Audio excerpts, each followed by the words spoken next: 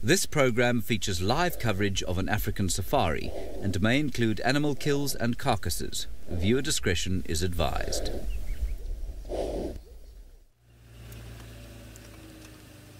A very good morning and welcome to the beginning of the safari. I am Sydney Niconico and I'm traveling with Craig, who is my camera operator. This morning our plans are very easy. We are looking for the leopards. We are looking for the spotted cats since we haven't seen them for the past few days. The weather here is nice and cool. It's cloudy at the moment, no wind, which might be better for doing the trekking activities. For your questions and comments, you can follow us on Twitter, #SafariLive. You can also follow us on YouTube chat stream.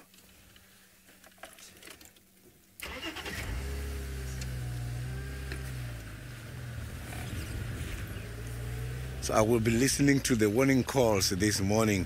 Maybe these animals had a kill somewhere on the past few days. And if they had a kill, I'm sure they might come out today because they cannot spend the whole 3-5 days without coming out. They must come, or maybe they're done with what they're doing. Tingana and Wasana, when there's a kill, competition gets very high. They do visit each other's kills.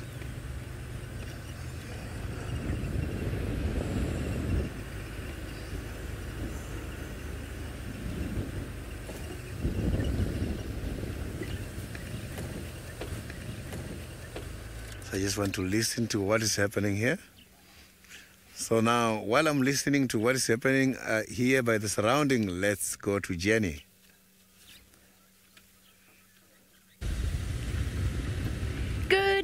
Good morning, and welcome to the Sunrise Safari. My name is Jamie, and this morning Senzo is on the back, bundled up like a snowman, because it is a chilly morning, but at least the clouds have departed. We're all very excited this morning. I was on my way towards the hyena den, which I might still do, but apparently there were wild dogs heard this morning about 20 minutes ago. I suppose you could tell me which direction you heard them from, you know, with a mic on a damn cam. But I really want to see dogs. Oh, forgot how to drive for a second. I really want to see dogs. I'm very excited. So I'm just going to do a quick loop around the dam just to look for tracks, just in case.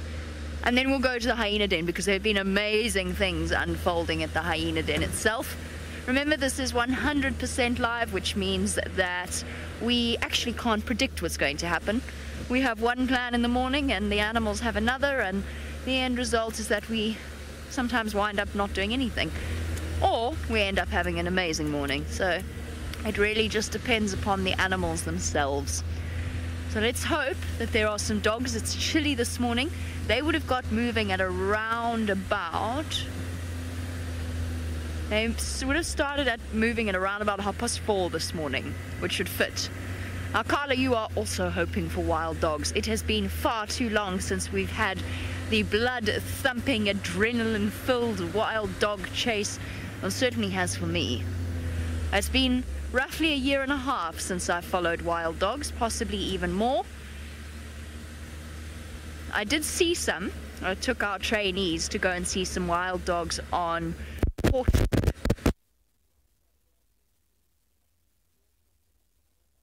Our trainees there. For some of them, for the very... Those of you who have not... Not easy to see, to read the tracks at the moment here, because the ground is still wet from the rain from yesterday.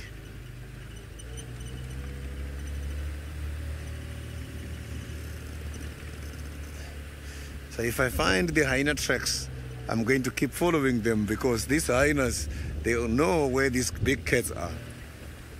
So I always don't ignore the hyena tracks and the hyenas themselves, because they can easily orientate me to where these big cats are.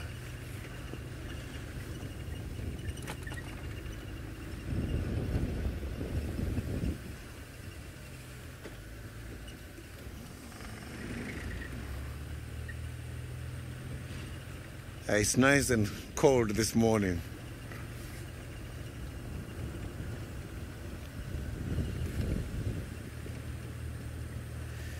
I didn't copy the question from FC very well. If you can repeat that, Megan.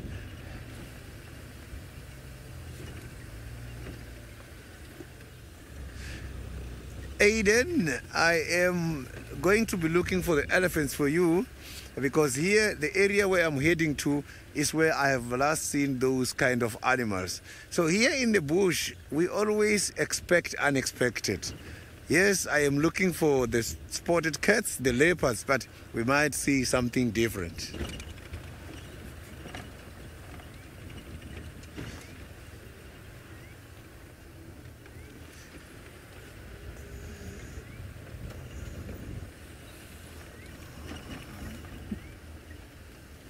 So I will be listening to the bush a lot here, because I don't want to miss any alarm call.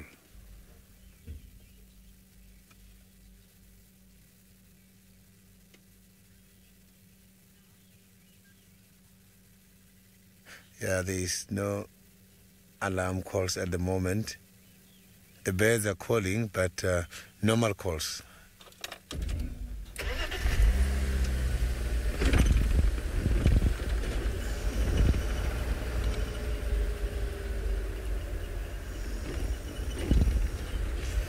So it's very quiet here where I am. Maybe this quietness is influenced by the presence of some of the predators here. Not even a single antelope. So this tells a lot.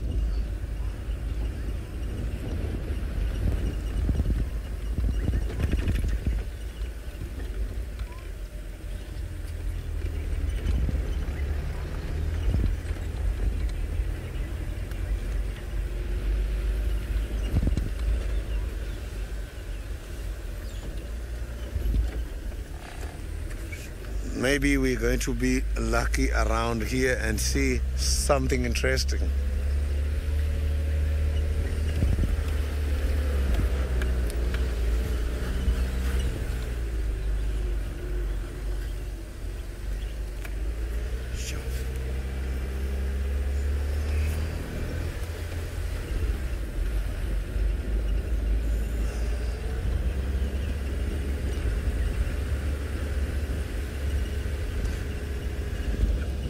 Mrs. Lapwing, maybe I will be lucky with some of the big birds here. And yesterday I just heard a very lovely call from the red-chested cuckoo, which is a sign that the migratory species are starting to head back to this side. I was very happy to hear that bird yesterday. And it was for the first time after the migration.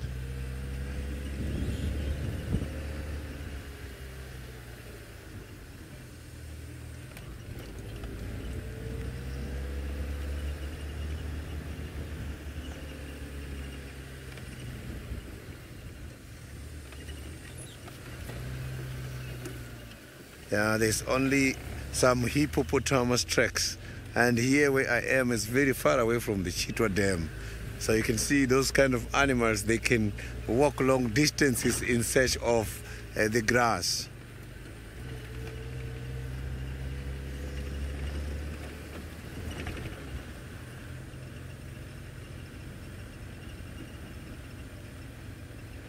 Carol, here early in the morning, sometimes you can be lucky and see some of the nocturnal species such as the owls in the mornings.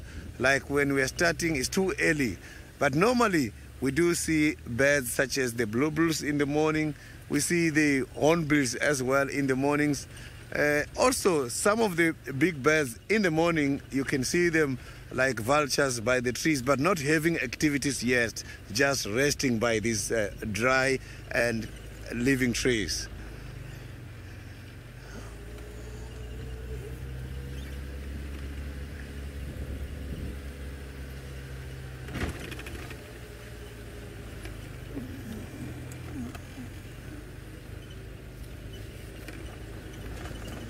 Oh, here comes the elephant. Lucky with the elephant for Aiden. A nice small elephant there.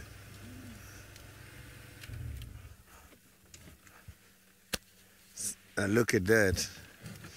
So you can see, as I have indicated earlier, that nature is unpredictable. Going out looking for the cats, it doesn't guarantee a cat sighting, but we do see something else. Look at that. So I can't see where the rest of this elephant head is. It's only one I'm seeing at the moment.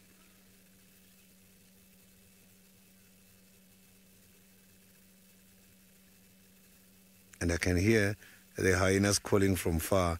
And the hyenas calls is from where we are heading, the area at the moment. Maybe we might be lucky after having a good sighting of these elephants. So if you can look there by the eyes of this elephant, there is something white. So normally, this kind of color is brought by the weather. When it's too cold, they do secrete this.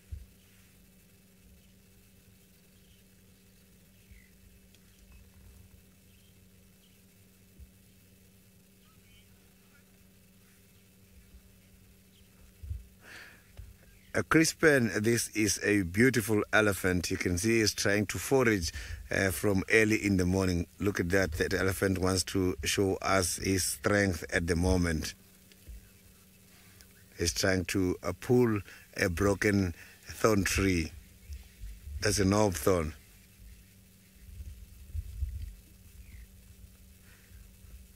So these animals, they spend much of their time just feeding. So these elephants indeed looks very healthy, because elephants during the dry season, they know where to find the nutritious diet. Normally, during the dry season, they uproot the trees and get the nutrients from the roots. The roots by the trees during the dry season serve as a storage organ for the nutrients. These trees, they manufacture all their nutrients during the summer season and hide it under the ground by the roots when it comes to the dry season, when they go to the dormant stage. So the dormant stage is like the stage of the vegetation to sleep and low down the activities in the body. This elephant is not alone. I can hear more elephant breaking the trees. Interesting to see that the elephant head is led by the little one in front. Normally, the elephant head is led by the oldest female called a matriarch. It's a matriarchal system. So now let's go to the beginning of the guided walk. Indeed. Good morning, everybody, and well, welcome to the walking side of things this morning. It's obviously been quite inclement weather over the last few days, and so that's why we haven't had much of a walk going on. My name is Tristan. On camera, I've got Sebastian this morning, and hopefully it's going to be a beautiful start to our day. We've got the most incredible sunrise this morning, which is great because we've had no sun whatsoever for 2 days, and so with the bit of rain and sun that we're going to have this morning, it's still very cold. I will say that it feels like winter rather than a summer day, but with the sun being out, hopefully that's going to trigger some forms of life that we should start to see in the summer months. So we should start to see things like little green buds coming out of the on the trees. We should see little blades of green grass starting to pop up today, and also you never know what insects also could be out. The problem is that at this time of the year, if it's very, very cold, then you'll find the insects don't come out nearly as much as what they normally would, and so we probably won't see too many, I would say, this morning. But if we get a bit of sunshine today and tomorrow, well, then we should get lots and lots starting to make an appearance, which will make for an exciting morning and an exciting walk for us to be able to do. It's also very, very good news that there are ellies back around, which is great. I hope Sydney enjoys them. We might try and see what we can find ourselves. Maybe we get some ellies. We'll also try and kind of give Jamie and Sydney a hand with wild dogs. The thing is if there are wild dogs calling and we're on foot, we should be able to hear them quite easily and be able to help them with figuring out where exactly they are. Now you must remember that wild dogs calling is always a good sign. It means that it's potentially pack members that have kind of split out and are trying to start finding each other.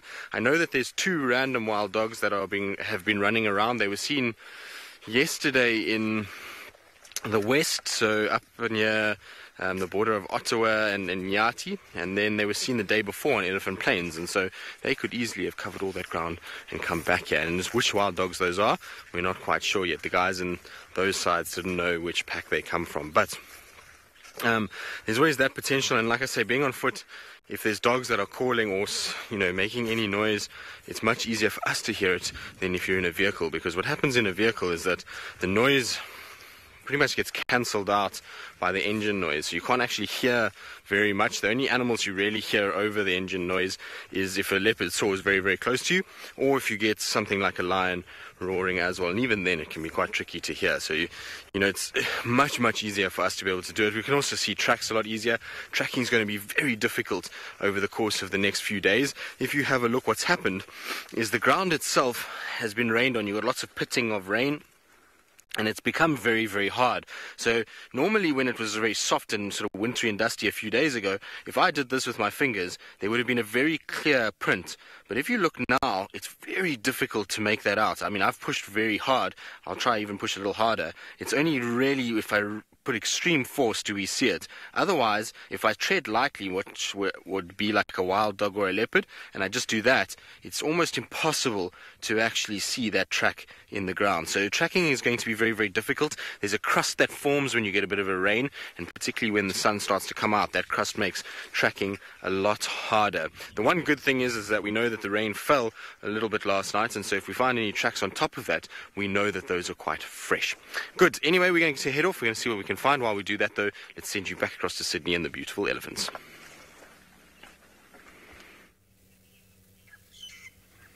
So you can see now the elephants are moving. They are going deep into these bushes here. All of them are very busy feeding at the moment. You can see that the food is very scarce. So that is the small one who is walking right at the back. So I'm just going to try now and move forward in order to see if we can improve this sighting much better.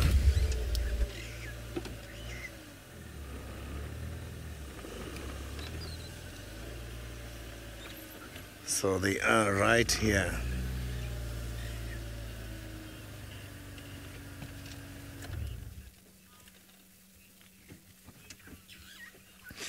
So the elephants, how they sleep is different from the other animals. First, they assess the area. They don't like to sleep by the flat areas, because the flat areas, it becomes difficult for them to lift up this big body size. They sleep sometimes against the termite mound, and they also sleep against some of the hills. These animals can spend up to 18 hours feeding, and they can only rest for 2 hours during the day or another 2 hours at night. So they don't spend much time sleeping. They spend much time feeding. The body needs a lot of energy for them to move around.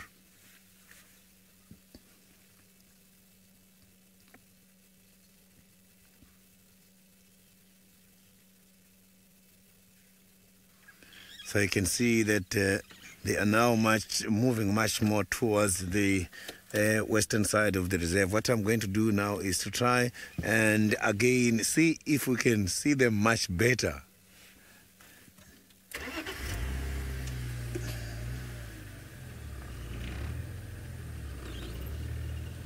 It's not a lot, it's quite a very small head.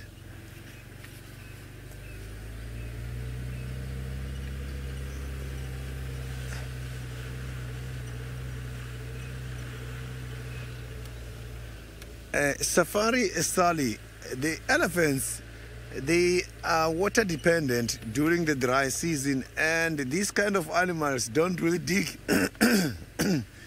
they don't really dig for the water during the dry season, because water during the dry season is very much scarce, and they can be able to sniff where the water is. Come summer season, they know they can be able to smell it and dig it very easily.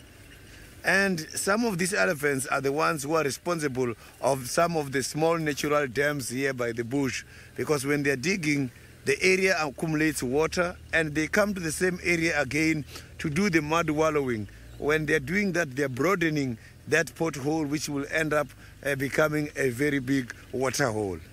Naturally, animals can be able to make their own dams.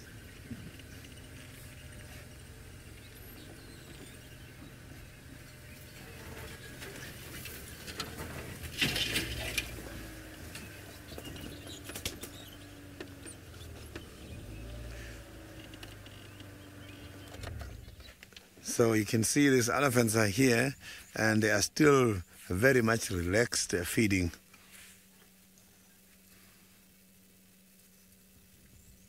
So if you can look at the tusks, some of these elephants, the right tusk is thinner or the left tusk is thinner.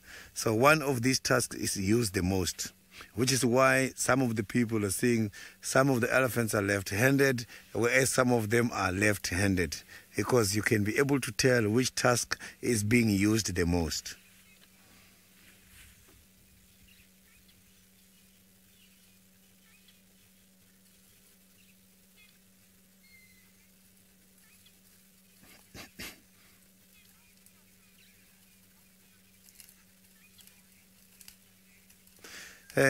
Nimina, the elephants, they like quite a lot of fruits and vegetables.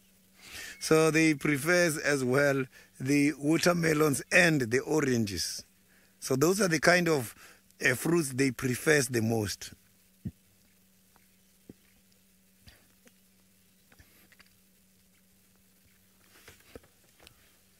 There is a small baby just after this big elephant. So this small one is between these two. So you can see another baby is right there, feeding on the guari bushes.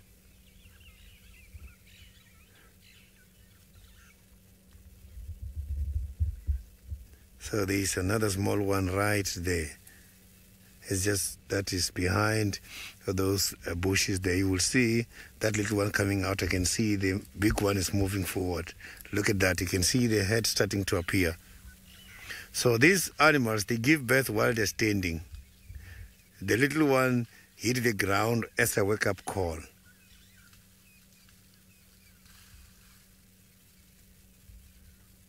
So the little ones, elephants, can stay together with their mother for about 16 years.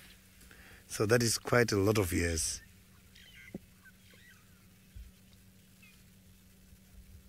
So these mothers can be very much protective when having the small ones.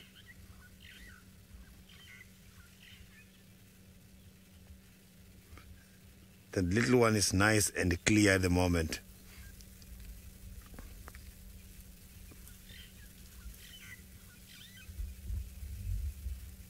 So the mother helps the little ones a lot when they get to, until they get to 3 to 4 years.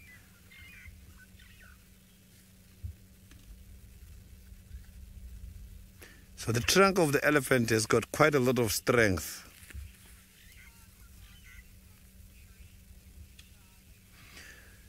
Charlotte, the elephants, they don't really eat the hard branches. They eat some of the small twigs, but hard branches, they open them and take the inner bark. They eat the inner bark from the hard branches.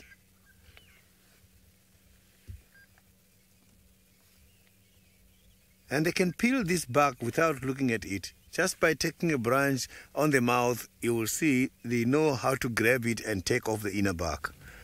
And sometimes they can use their tusks against the trees, just by the trunk of the tree or the stem of the trees, and they can easily debark it.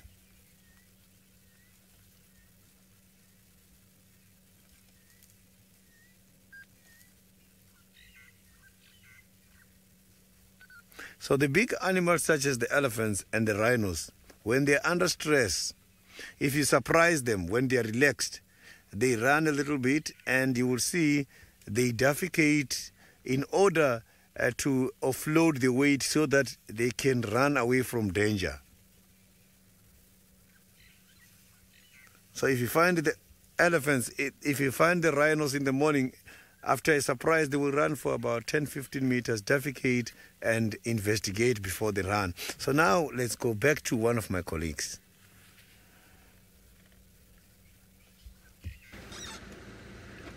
Hello.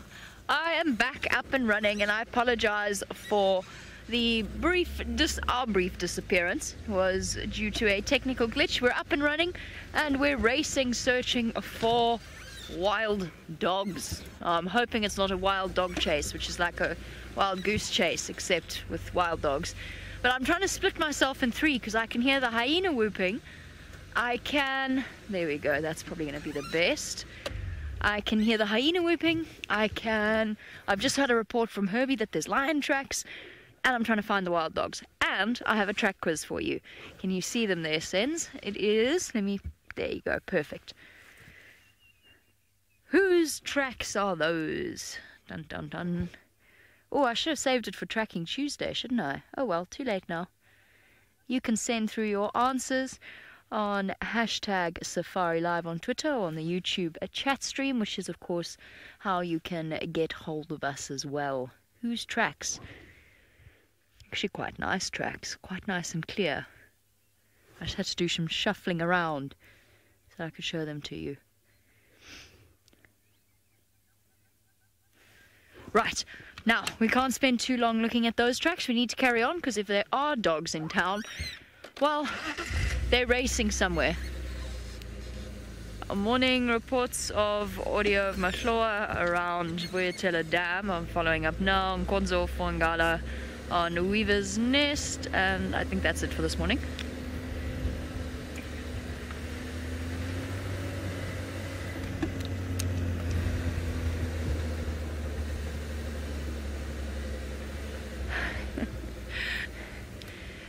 Okay, copy. I'm just at Vulture's Nest now. I'm going to be looping around and coming back that way.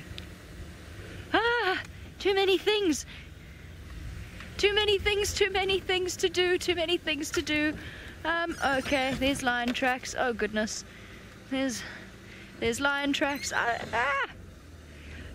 Aubrey just told me that there's audio, or the sound of, we term it obviously audio on the Game Drive radio, the sound of a male leopard calling where we've just driven. I need a cloning machine. Now apparently some of you heard it from the dam cam. Okay, think, Jamie, which way are we going to go? Are we going to follow the wild dog chase where we don't actually have a certainty, or are we going to go follow the leopard where we do have a certainty? Okay. I'm not in any way indecisive, I swear. Okay. I'm gonna need some help here with trying to figure out which way to go. Chances are if there's a male leopard calling, it's Tingana, so Bushwalk team can't help me there, but I'm sure there are plenty of other ways they can be of assistance. Well, Jamie, we'll be of assistance wherever you need us. So just call and we will go in the direction you need us to head. We did hear that male leopard as well. Herbie reckons maybe somewhere down sort of Weaver's Nest area, potentially maybe even Pangolin Track, Elephant Carcass, somewhere there, kind of coming northwards. So I wouldn't be surprised it's Tingana. Remember, we did not hear him call at all yesterday, and I was saying if we don't hear him call, then he's been on something to eat. And the last time we had him was in the block between sort of Chelapan, Elephant Carcass, Pangolin Track, Weaver's Nest. So it would make sense if he's left a carcass and he's moving from there and calling. That would then indicate that he's probably in all likelihood kind of on his territorial patrol and finished his food, which will be good news for us because it'll mean that he'll be up and moving, and whenever he's up and moving he typically is calling, and that makes it much easier to find the old Duke. The problem is that tracking him is going to be quite tricky in these conditions, and we know he's not the best on foot, but we'll give it a bash and we'll see what we can find. Haven't heard any other signs of wild dogs. Herbie says to me he thought he saw a track very close to Boyatela camp for one, but he said he didn't see nicely, and it didn't look he didn't look too hard because he was trying to catch up with us and you know, obviously join up so that we can start our morning. So he said that he might have seen one there, but if it's one wild dog, the chances of us finding it are almost zero on foot. I mean, that dog was probably running all over the place by now.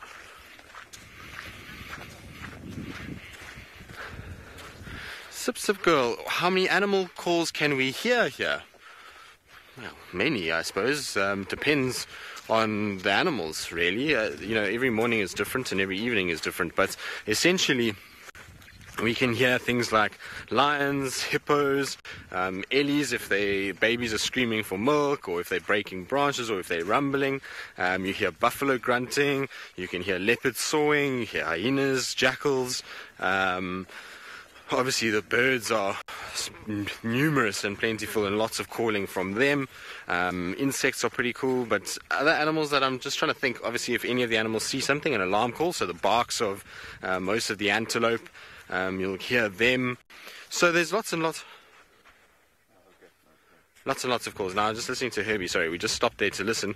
Herbie reckons that maybe we need to cut through towards Ingwe Alley and go and check there. It would make sense to me if we do go and head in that direction. Like I said, that's roughly if we head straight south from where we are into this block and kind of over Ingwe Alley, that would be exactly where I left Tingana last, and the last time we saw him. So I think he managed to kill something substantial and sat for the last 2 days waffling it down, and probably his delinquent son was with him as well and was in that kind of area also moving about. So we'll go and try and see. I'm pretty sure we're going to pick up tracks for them. It's been enough days now where we need to see them start moving and actually getting out of the sort of blocks that they've been spending time in.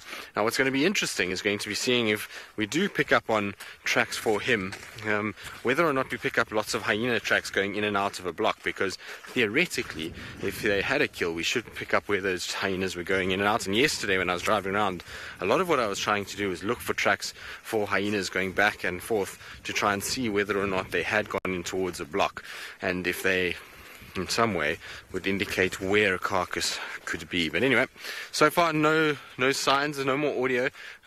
We'll hopefully pick up something again. It's a little bit of wind today, which is making it quite tricky to hear exactly what's going on, but we'll keep an eye out, and an ear out, should I say, to be able to find this. Good.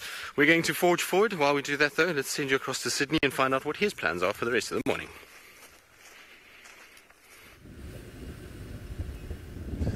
I am right here by the cheetah cut line to see if we can find some tracks of these cats crossing, and all the best to Tristan and the team that side who are investigating the audios. So it seems like things are happening there.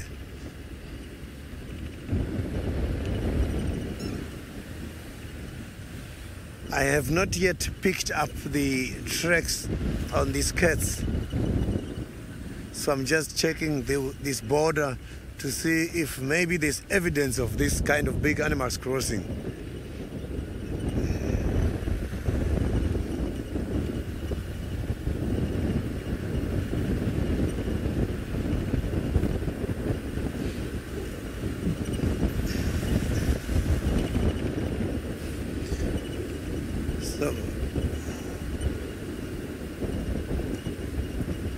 Kerry, the reserve is not that very big, but the fences has been taken down.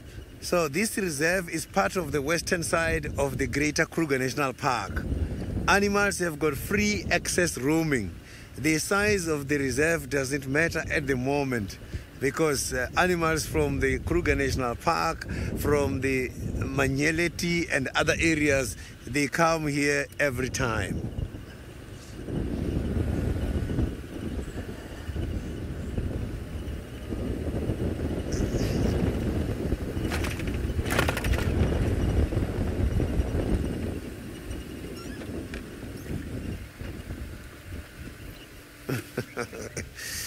Yeah, I am wearing one glove because every time my earpiece comes out, I must have to fix it. So with the glove, it's very difficult. So that's why sometimes I battle to get the questions, because the earpiece, it just comes out every time.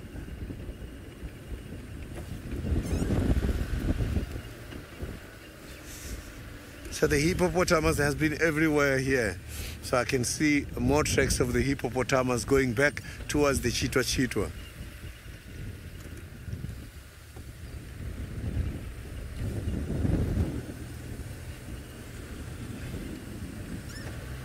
Oh, look at this bird.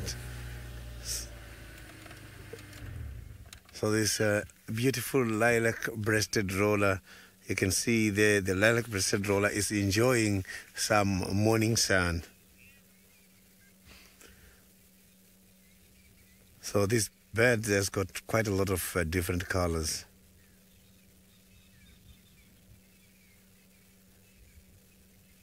So if you go to some of the areas here in South Africa, some of the tribes, they do have some traditional beliefs related to this bird.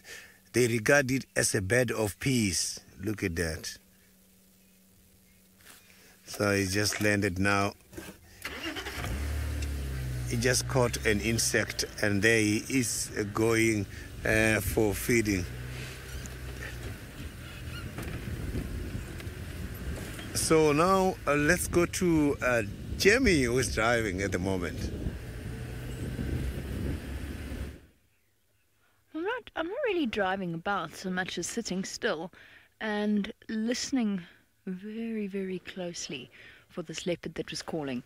When I drove all the way that way, he started to call somewhere in here. Bushwalk team are helping us follow up, and Herbie suggested that I go in this direction and sort of stand by around here. Now my concern is, if I go across this side of the drainage, I can't see this side of the drainage line, and if I say this side of the drainage line, I can't see that side of the drainage line. It's been so long since we've seen. I'm hoping it's Tingana, but honestly we have nothing really to go on because we haven't picked up on any tracks.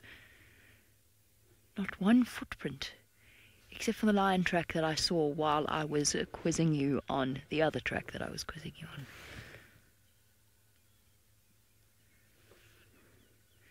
on. Alrighty. Joe, you say that track might have been a honey badger. It wasn't, Joe. It wasn't a honey badger, but that was not a bad guess. It is a nocturnal animal. With a honey badger, you can see the pads quite clearly, and you don't have the grooves in the same way that this animal, or the same grooves that this animal leaves behind when it walks on soft soil. Not a bad guess, and they do, of course, have claws, but the claws stick out. Termont, it is not a civet. To be fair to you, again, I didn't give you a sense of scale. To give you a sense of scale, it was that the tracks were about this long. So a civet is probably, its tracks are about this big, about an inch or so from top to bottom, lengthways. Bill, not a hyena, I fear. There are lots of hyena tracks around, but this was not one of them. So no, it was not a hyena. Might have to go back and take a proper photograph of it for later. No, never mind. Lauren's got it. Well done, Lauren. Very well done. It was indeed an aardvark.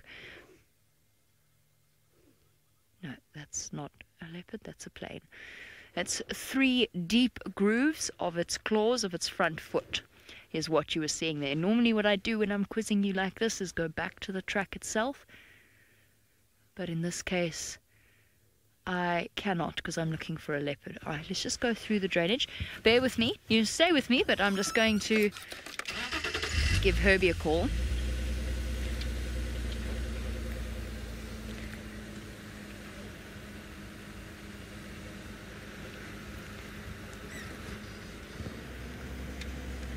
He's somewhere in here. But if he's calling, it means he's moving. And the trick is to find the right balance between moving with him and staying still. Okay, this is very much a combined effort. Let's go and see where Bushwalk is and whether or not they have a better idea as to where this leopard might be. Well, we are trying very hard to help you here, Jamie, and we heard him calling very close to where we are now, so we're hoping that he's not far from this particular area. We thought it sounded like just off Ingwe Alley in the drainage line, and that's exactly where we are now, so it didn't sound like it was very far at all. So I'm hoping that we should be able to pick up either him calling again or maybe just a brief glimpse. If it's Tingana, obviously it's going to be a bit tricky on foot for us to actually be able to get him and to sort of get any length of sighting, but if we can at least just locate where he is, that should help Jamie narrow down and be able to get in here. But he's definitely very close to where we are now. Herbie reckons somewhere around these mud wallows in the drainage line area is where he's going to be, so what we're doing is we're just scanning along as we're going, trying to just see for any sign and listening for any alarm calls or something like that. So now, Chris, no, would make life easier, wouldn't it? But we don't have any tracking devices on the animals.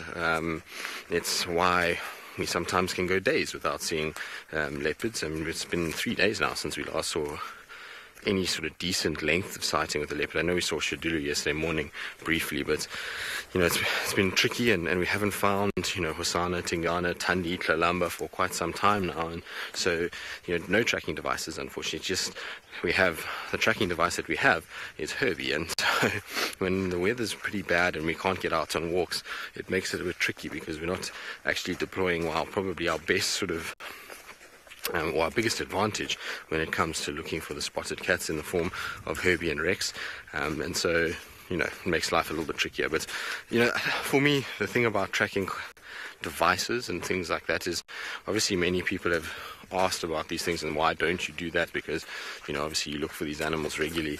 Well, there's a simple reason for me, is that one is that it's not natural for an animal to be having any device on it whatsoever. The only way that you can effectively track an animal's movement is via a collar, which, I mean, in some areas I understand it, but here there's no purpose for us to have a collar on an animal. It's just being intrusive into their lives by darting them and putting a collar on them when we get to see them as much as we do here. So it's no kind of purpose in it. I mean, the studying you can do on their movements is effective enough by just following them and doing citizen science in this area. And the second thing for me is that, it takes something away from it.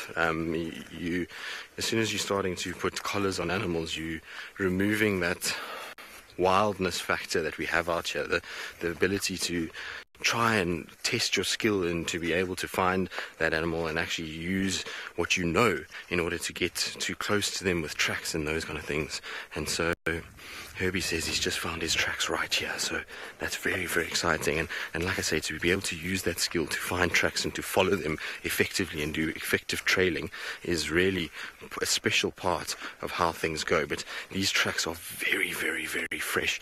If you look here, you can see, look at how fresh these are. We know we've had rain, but there, right over here, is where his track goes. So he's very, very close to where we are now. I wouldn't be surprised just somewhere in this area. He's been lying down here and spending a bit of time in this section. It also looks like he chased some antelope through. This is where an antelope has run as well this morning. But these are very fresh tracks, and so I think he's not too far away at all. And we might get lucky if we're very, very kind of quick about this and try and see what we can find. But he's definitely been lying around and sleeping in this particular area. So you can see Herbie was just pointing it out that he was here. Good. We're going to quickly get onto these tracks, see if we can find them. While we do that, though, let's send you across to Sydney.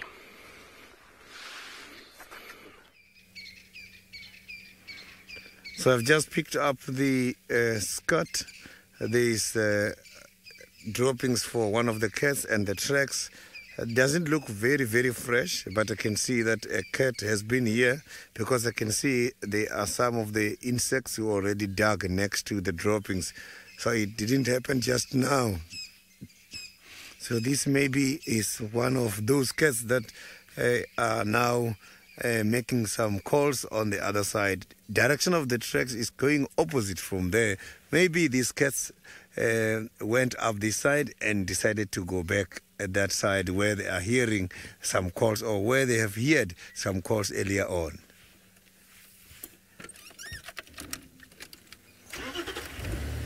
So when looking at the color of the droppings, it's showing that this is from a fresh kill. So it means this cat, they were eating somewhere in the area.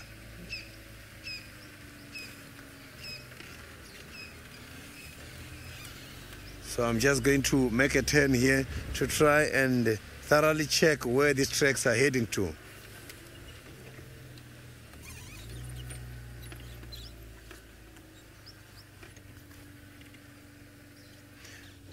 I didn't copy the question very well, FC.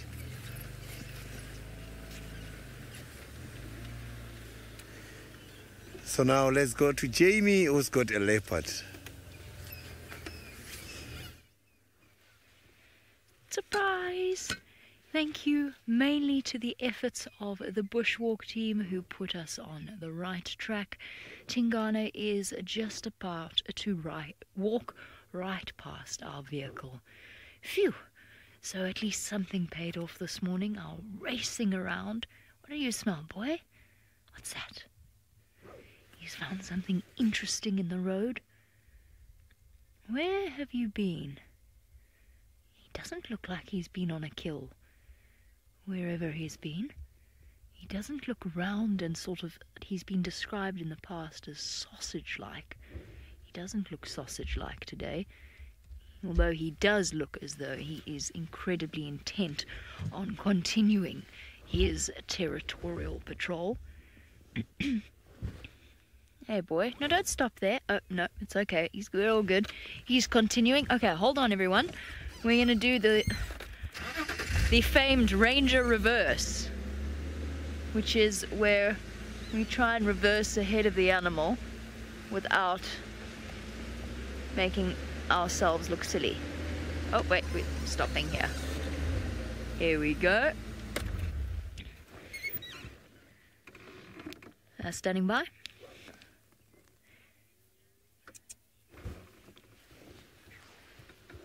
How awesome is this? This is so cool. He came right up next to us. Sorry, just stand by, Herbie. So cool. So many people vying for my attention. Megan, sorry, what was the question?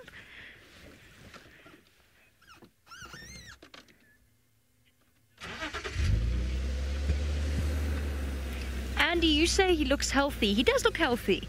I think everyone kind of counted Tingana out when he was so badly injured a few months ago, and I personally think he's still looking magnificent. Look, there's certain aspects of him that have aged slightly, and his ears have got tattier, and I feel as though he's got slightly droopier, especially around the jowls. He's got a sort of jowly, droopy face, but he does look wonderful. Oh, it's so pretty in this light. Look at him sniffing around.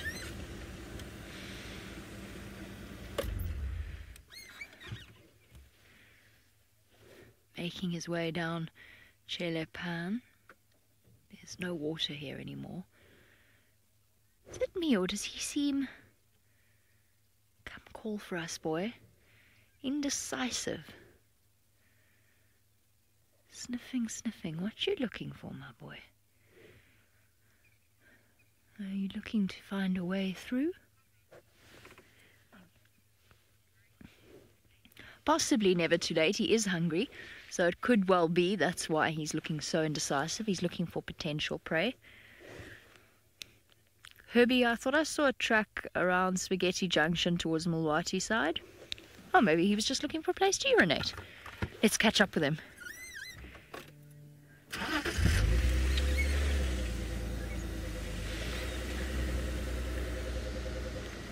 I don't know what Herbie just asked me. Did too many things, juggling too many balls in the air. Okay, now this is the fun part. Hold on, everyone. Done this before, so fortunately I know a secret way through here if he takes us around this particular route. Oh, it's so beautiful this morning.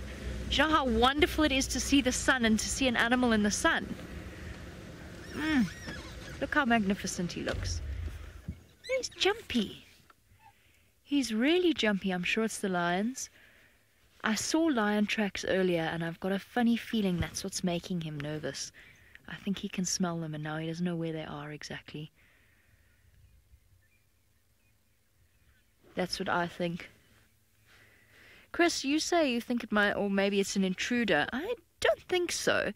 Not an intruding leopard at any rate. But there are lots of young males around. Cool, let's catch up with him. There are lots of young males around, so it's possible. It is possible. We certainly don't know everything that's going on out here. We try and keep track, but obviously during the rain... There we go. Oh, look at this. He's sniffing up against the jackalberry above Chelepan. He's going to mark his territory.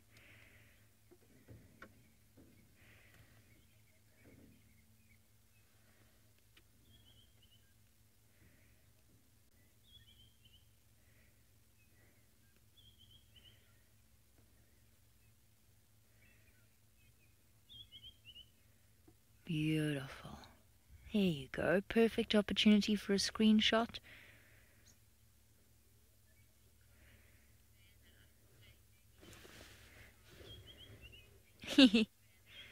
Zena, you say, oh, there's the smell of popcorn in the morning.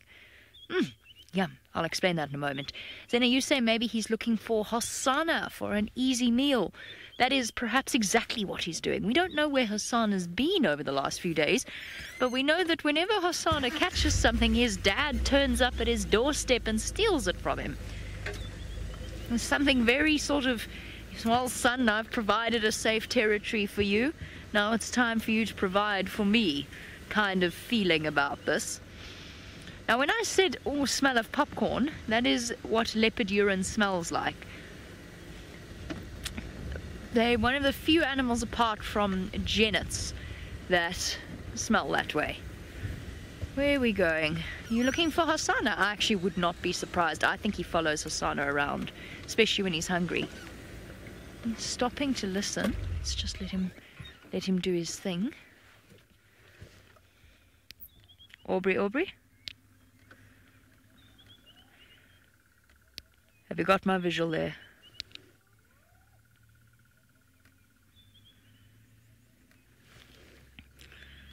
Okay, copy.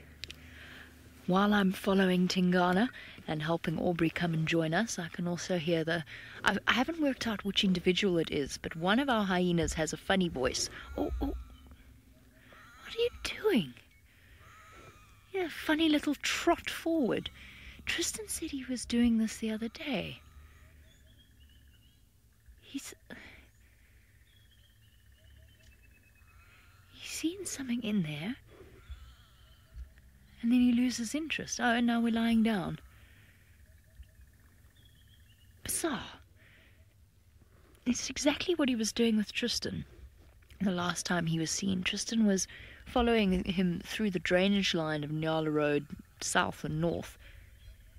And he said to me, because I had to go rescue him because his car broke, Tristan said to me, no, he's behaving strangely. Backwards, forwards, alert. Maybe there is an intruder. If there is, he hasn't managed to find it. Oh, beautiful. And leopard eye framed through sticks. Okay, my boy. Would you mind if we reposition so we can see you without... Oh, no, we're alert again.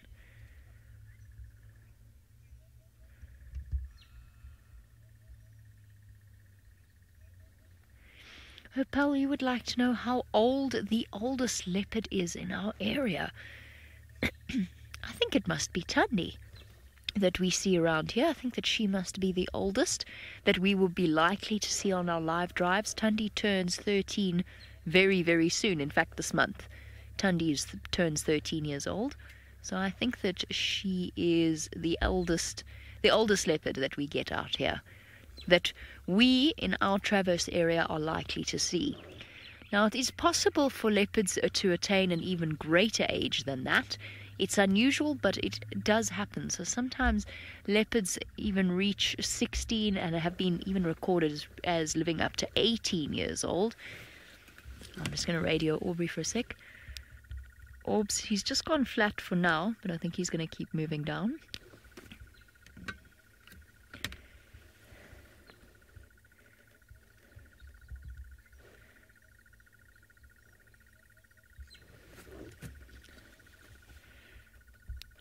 He's straight ahead of me.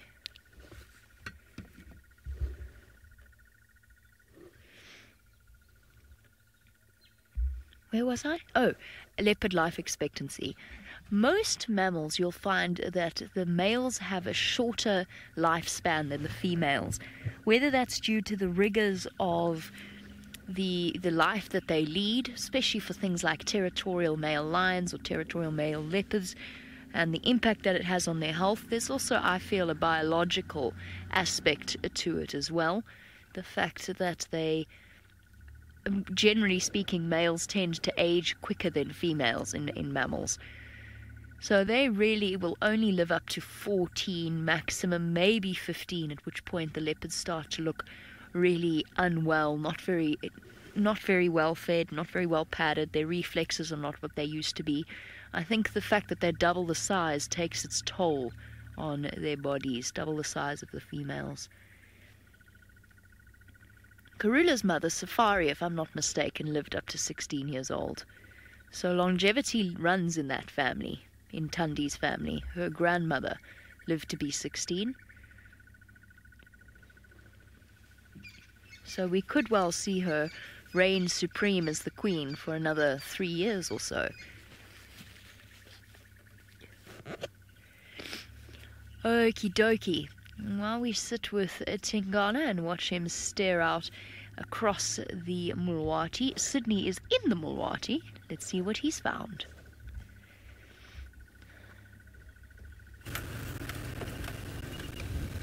Congratulations to Jamie for finding Tingana. I have just realized the tracks that I saw before Tingana as they turned again and went more towards way east. So I am looking for something else. Maybe we might buy them here by the Mulwati and trying to see if any of these other interesting cats.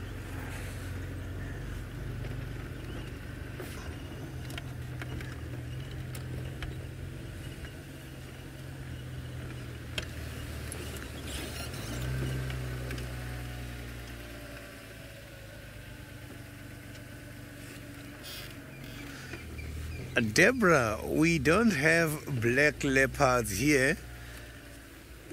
So black leopards are some of those things which has been occurring in the area where I come from long time ago as well. There's been a record. I come from Venda. We even got a team which is called a black leopard. Black leopard used to be spotted in our area.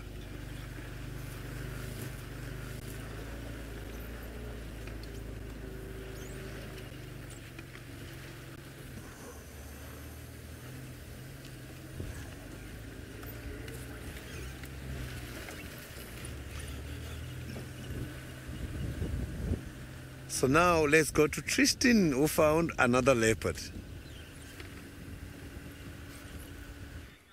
We have indeed. So we've found what we think is Hosanna. Basically what's happened is as Jamie found Tingana, we were still on tracks, and we've worked out that there was a kill here that was stolen by the hyenas. They've dragged it towards the den, and he's moving off to the right. You see him there, Seb? He's just moving through. Come, let's get into a better position here. I'm going to try get in a better position. Poor Seb is having a bit of a tough time because the camera is not being ideal for him at the moment. It's not working very well, and the screen's jumping a little bit. So we're trying to kind of figure out a way to get Seb into a nice place and to be able to then see it. But how exciting is this to be not with one but two different leopards?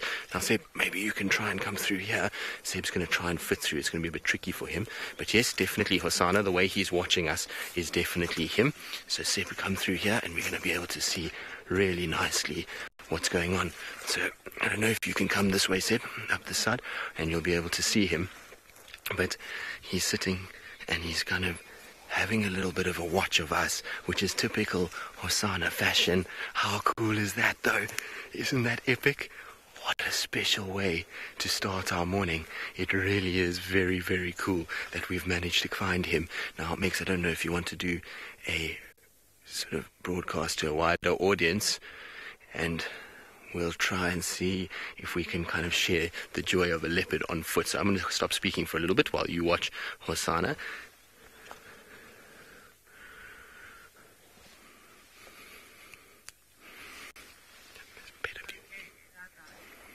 Good morning, everybody, and welcome to South Africa. The sun is shining today, which is excellent because it's been a bit overcast and cold over the last few days. Now, you can see in the distance there is a leopard that is standing and watching us, which is super, super cool.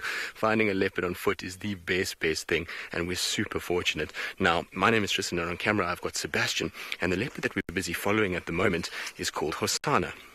And Hosanna is a young male leopard that we see regularly here. He's quite relaxed with us on foot. He's spent a lot of his time kind of moving about. Seb, and if we get a little bit closer here, it might help you. No, he's starting to walk now.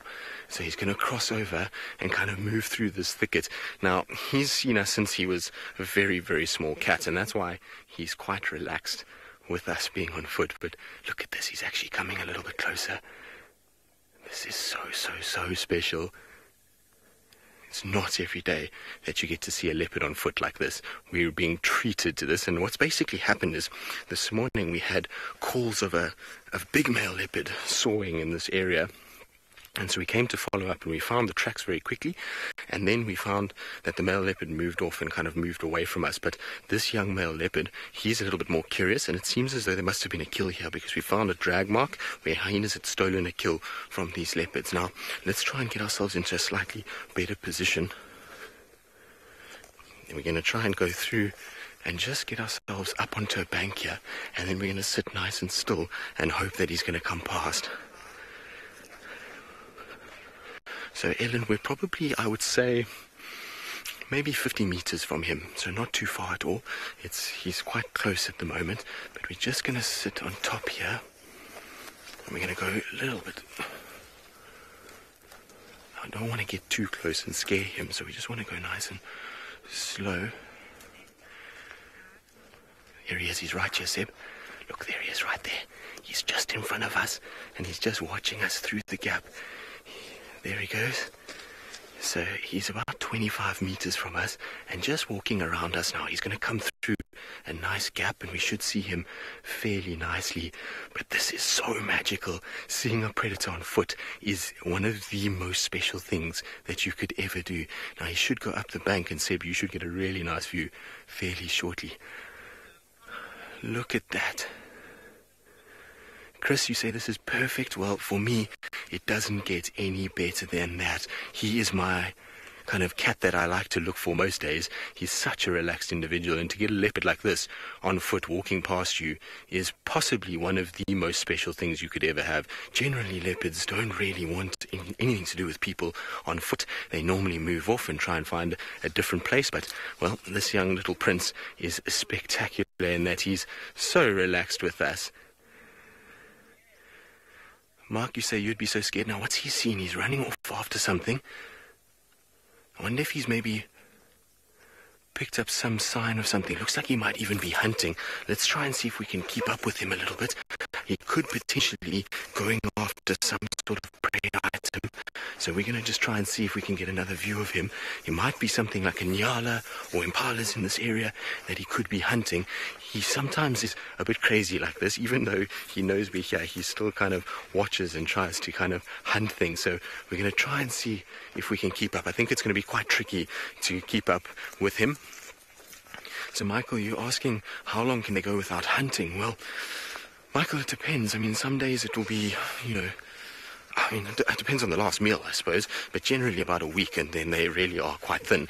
These guys have had it really good lately because it's been dry. It's been very, very, very difficult to find water, and that means that these guys have been having very concentrated groupings of animals around water points, and this particular male has used that to his advantage. He's gone and he's hunted many, many, many different antelope around the water that is remaining in the late winter. So they do, I'd say, probably every sort of 3-4 days is when they actually hunt, but 7 days would be a long period for a leopard not to eat. Right, I don't think we're going to get another view anytime soon. We're going to have to see where he shot off because he went running, and so this has been absolutely spectacular. I hope that you enjoyed this. So from Seb and I, it's been wonderful, and we'll see you all soon.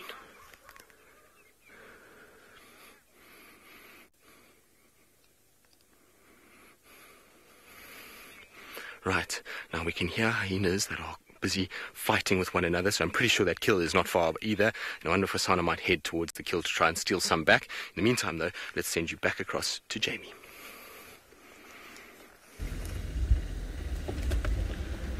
Awesome.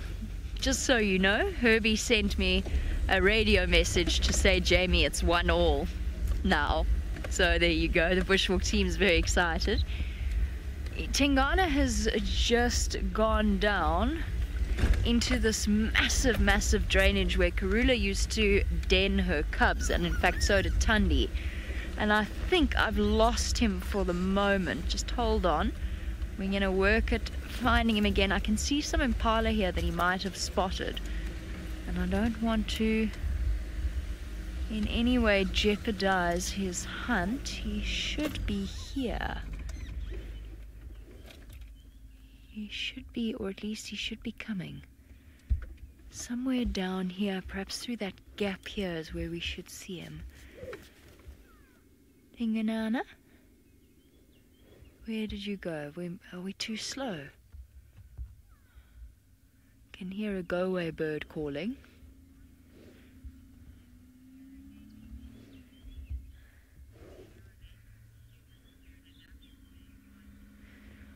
Michael, you want to know if leopard urination is voluntary or if they urinate in like humans in a natural way. I'm not quite sure. I mean, generally speaking, humans obviously have control over their bladder. Once they reach a certain point, they're able to control it and they release their urine only when it is appropriate to do so.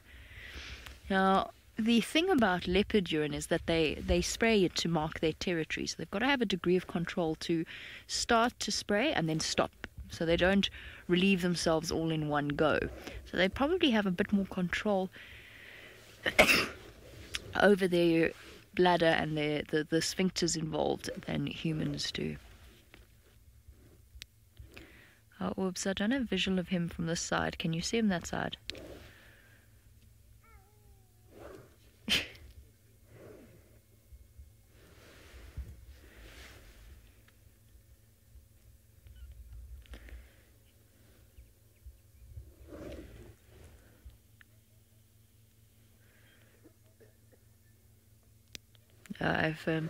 There's some impala up here, but I don't see any sign of him. Impala. Yeah, impala and Nyala behind us. And Aubrey and I have both lost leopard somewhere down here. It's an almost impossible area, so we're just going to have to double check whether or not he's gone to sleep here, or if he's continued on moving in this direction. Alright, we're going to keep checking to see if we can find him. Let's go back across. Yep, Aubrey's got him. Copy that, thank you. Still mobile. Okay, let's go, we got him. Alright, sorry, while we catch up with Tingana, let's go across to Sydney, who has changed his plans for the morning and is making his way wisely towards the hyena den. This meat. So I've just arrived here now at the hyena den, and I can see the hyenas, they've got a very big portion of meat there.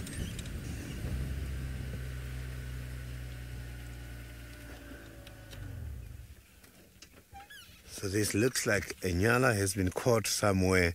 Not too sure if it's their own kill or they took it from the other animals, but that is quite a very big portion. So it's 3 of them at the moment.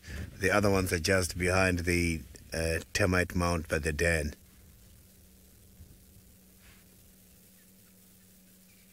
You can see another one coming to eat there.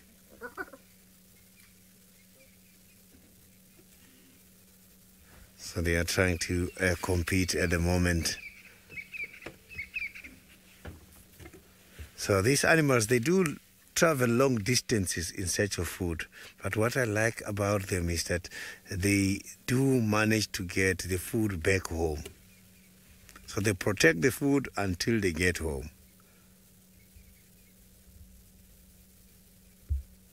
So this is good to see, because when they are cubs, they must have to be feeding a lot on this meat so that they can be able to produce a lot of milk for the little ones.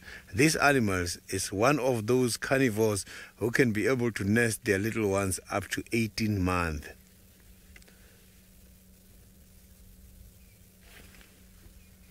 Maybe the little ones are going to come out.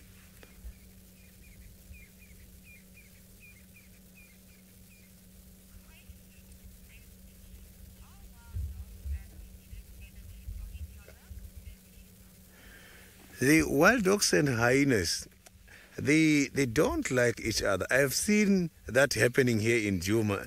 One day, the wild dogs chase the hyenas and they attack one of these hyenas. So wild dogs, they can be very dangerous predators to the hyenas and their little ones.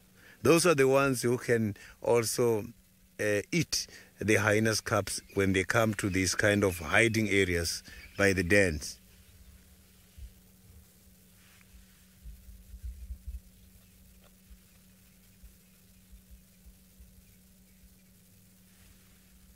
So I can see that one right in front of the den there.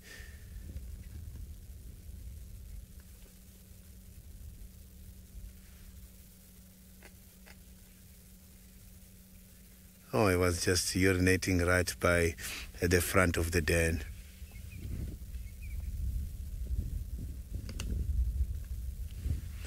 So you can hear this one crushing the bones. So this hyenas has got the very strong carnassials which can be able to pulverize the bones of the big antelopes such as these nyalas and even big animals such as the wildebeest.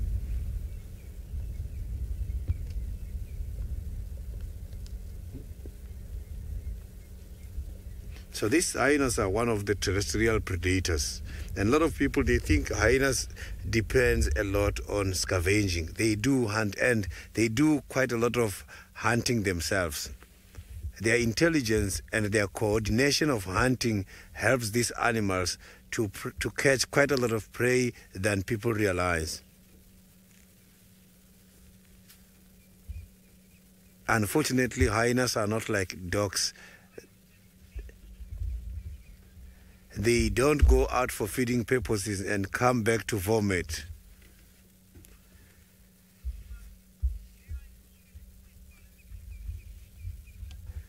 Becky, the hyenas, they do hunt for themselves and they also follow the big cats a lot. Here in Juma, hyenas are following a lot of leopards. But going to other areas, you will find it different. Hyenas do follow big cats such as the lions. I can hear some of the hyenas are calling. Oh, there's a lion. The lion is here. Oh, here's the lion approaching the den. I was checking, I can hear a male lion right here at the den. You can see there. Unexpectedly, the lion is looking at the hyenas feeding on a nyala.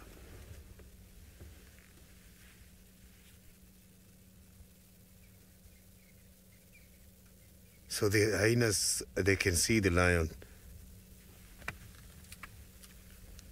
Stations, I've got the hyena, the lions here at the hyena den, a male lion.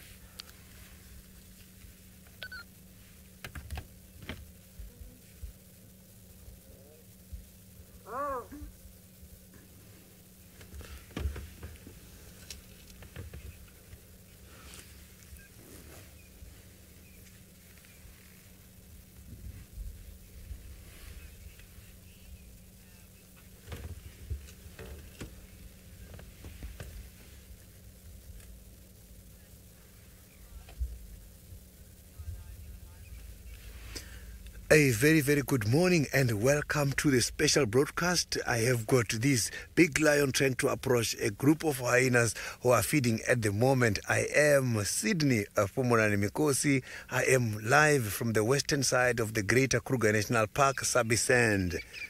Look at that lion. He's trying to come now. He's running very fast to come and disperse the hyenas at the moment. Look at that. The lion is trying to fight. He's biting the hyena at the moment. This is so sad. Look at that. The lion is catching the hyena. This is so sad. That hyena is badly injured. Look at that. Now the lion is coming back to the kill which was eaten by the hyenas. Not too sure. Maybe these hyenas got this kill from the lions. I am not sure what happened here, but that was something else. The lion came running aggressively and started to attack the hyenas right by their territory, just by their den. You can hear these hyenas now calling.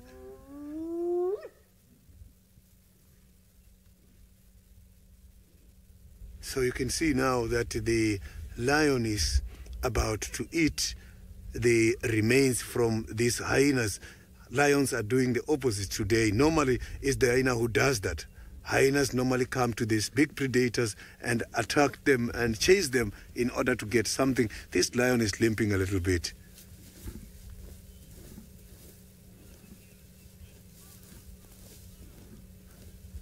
That was a wow.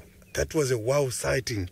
Unexpectedly, look at the lion marking his territory right here by the hyena den. That was spectacular.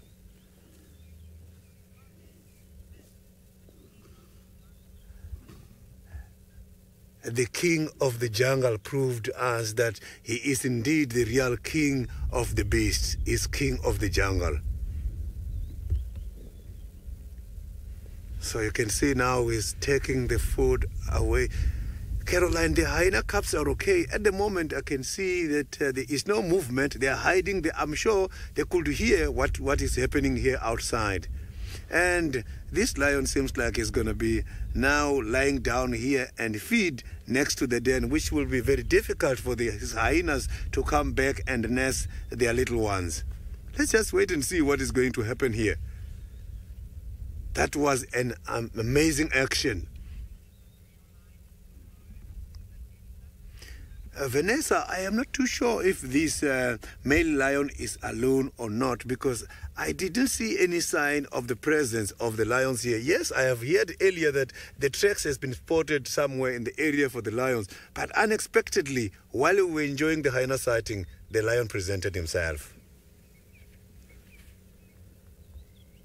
So you can see he's right now feeding next to the dam, about 10 meters or less away from the den.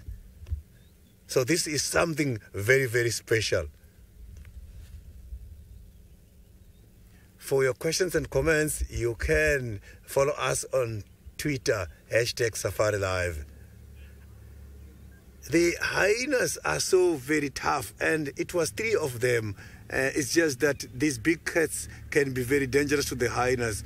What I have seen here was so sad. I could see that hyena is badly injured, the one who was attacked by this very big male lion.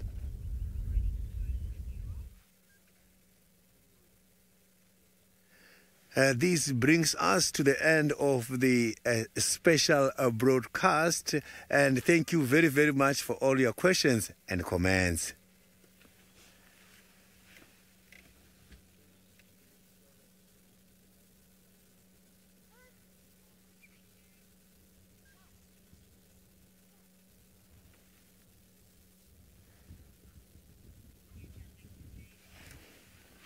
So now let's go to Jamie, who is now driving around. This is absolutely insane. This is the craziest morning. Thank goodness the hyenas survived the male lion that came strolling into their midst. Where am I racing to? Well, I lost Tingana, sort of. I know where he is and I know where he's going to go, so I'm not too worried about it. And I know Hassan is on his way there too. But I've just had a report from Tristan, who heard it from someone else, that the cheetah have crossed into Djuma. So we are racing from one side of Djuma to the other because Sydney's currently occupied at the hyena den. Thank goodness he went. Well done, Sydney. Well done for going there, because my plan was originally to go there and then, you know how it goes. So now we're racing at pretty high speeds for to get to One-Eyed Pan, which is on Simbambili, but on the Djuma side, to see whether or not we can catch up with these cheetah. I'm so excited. Come on, no more false hope for the cheetah. This time, 3 days teetering on our boundary. Now it's time they came across to us. It'll probably be the mother and the 2 cubs, or 2 sub-adults at this point. Okay, so we went from 2 days of absolutely nothing. Not nothing. I mean, there's some amazing hyena action, and Shadulu made a brief appearance, but by and large, I personally was struggling to find you things to look at. Couldn't even find an antelope. Now all of a sudden, there's so many things happening that I don't know which way to turn.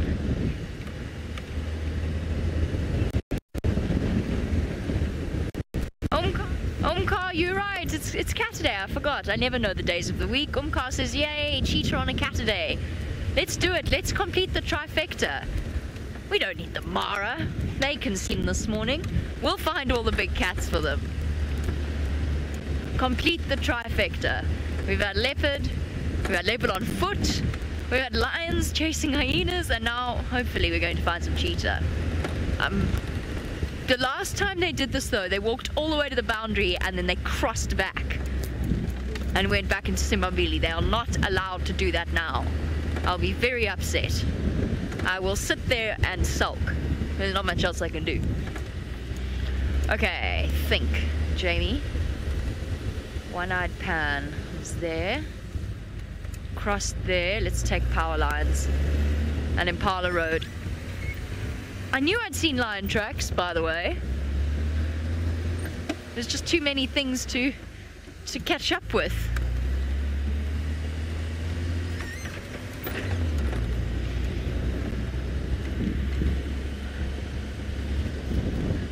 So this road is called Power Lines. And every road that on any property that runs underneath a power line is called a power lines road. Anyway, okay, I'm gonna go find our cheetah. I owe a big thank you to Tristan, who's been doing lots of hard work this morning. First of all, finding leopard on foot and then telling me about the cheetah. Indeed, we've had a pretty crazy morning. It seems like as though everything is just happening all at once, and wouldn't it be exciting if those cheetah get seen? I'm really hoping that Jamie gets to find them. I haven't seen them on Vuyatela, and so the guides around here know that, and I keep every day kind of asking for an update. And so while we were following Hosana, who was walking in front of us after we last saw you, my phone started to, well, not ring, but vibrate in my pocket, and I know when the guys phone me on drive that it's something special. So busy looking at Hosana, answer the phone, and the guys said no, that the 3 cheetah are busy crossing onto Vuyatela. So hopefully Jamie will find them. It'll be amazing if she does, because to have 2 leopards, lions in hyena interaction, a leopard on foot, and to have 3 cheetah as well as ellies, what an epic way to spend a morning. So craziness, considering we've had so many quiet days. It just goes to show you what the sun does, doesn't it? The sun makes everybody happy and come out. And I'm happy that at least my theory on Hosana and Tingana was sound, that they were actually in the same place together. And what's interesting is that when we followed Hosana, he kind of wormed his way back to the original starting point where we first saw those tracks. And from there, he walked maybe, I don't know, 20 meters, and we found where they had been spending a lot of time over the last few days. And so it's interesting because not yesterday afternoon, the afternoon before that, I was with Craig and I said, I'm sure Tingana Hosana is somewhere in this pangolin track, Ingwe Alley, elephant carcass area on a kill. And I, funnily enough, drove pretty much to the point where these guys have been spending time, but I just didn't look down into the drainage. Had we just looked into the drainage, we would have spotted them inside there, and we found, you know, where they had been up and down, where the hyenas had stolen their kill, and would have been much easier if we had found them. But anyway, it's exciting nonetheless, and sounds like Sydney had a ripper of a sighting as well. So we're going to carry on. We're going to try see if maybe we can find those ellies that Sydney had earlier. Try see if we can get a nice view of them on foot. We've got Trishala with us this morning, and so we need to do a few encounters. And so while we do that, let's send you back across to Sydney in the mail line.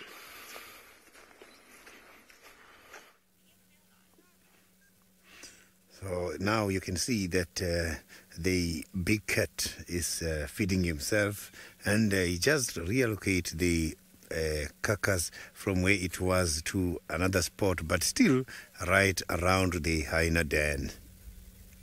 Now is the time to get rid of the hairs from the body of the nyala. So what he's doing now, he is scraping there so that he can take off the hairs. These kind of animals, they've got a very coarse tongue which can get rid of the hairs when it's licking to an animal.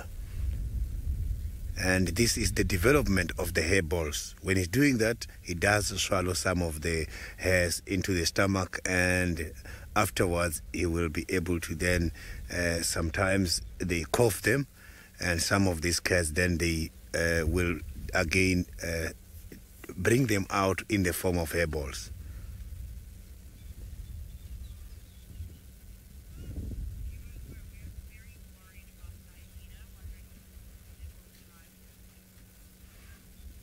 Yeah, I can't wait as well to see the condition of Koki, because I saw that was a very dangerous attack And when Koki left here, when looking at the body already, I could see the tooth, the big tooth mask, the big tooth marks. And I could also see the open areas. So I'm sure she is badly injured.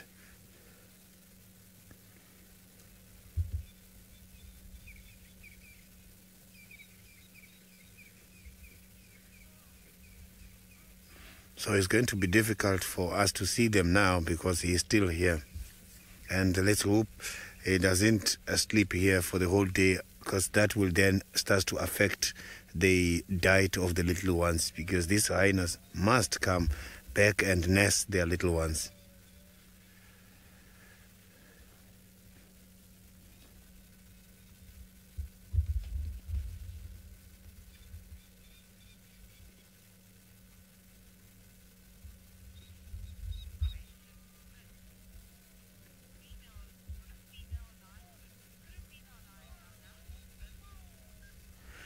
So the female lions, they also do sometimes scavenge the dead animals, but mostly I don't think they were going to attack these hyenas for this piece. Because if you can check, female lions are not solitary. They walk in prides. And if you can check the number of lions by the prize versus this small portion of meat is nothing. The energy they are going to lose when coming here to fight for this is not what they're going to get when it comes to feed. They target mostly the big animals.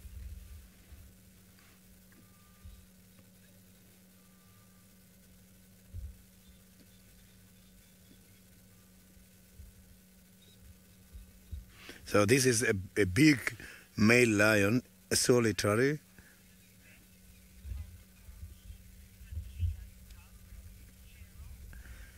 General, I am not too sure what is going to happen with regards to the injured hyena. But this is what happens in the bush when they are attacking each other. Nature is taking its course.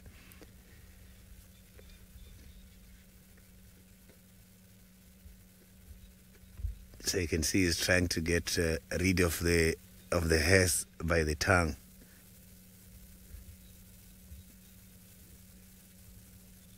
So the solitary males, which are old as these ones, is the one who will then scavenge from these hyenas. And he is limping a little bit, which is also maybe restricting him from doing his own hunting activities.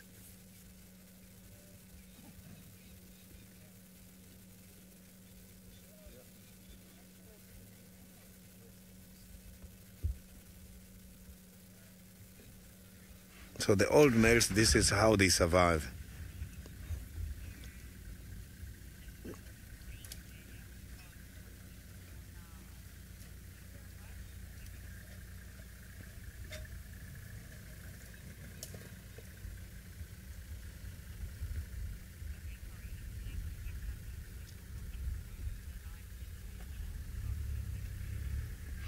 So now let's see what has happened between the lion and the hyenas.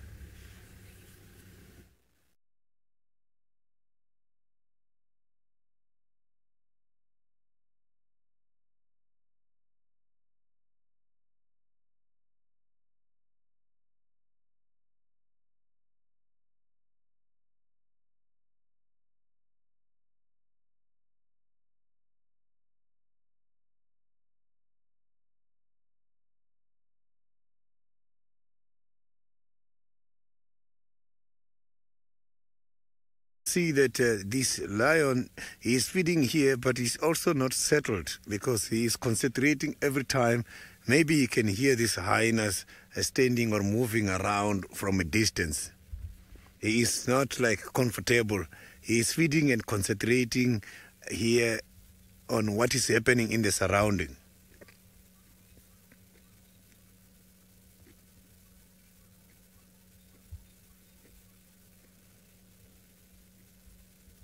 So this is one of the avoca males.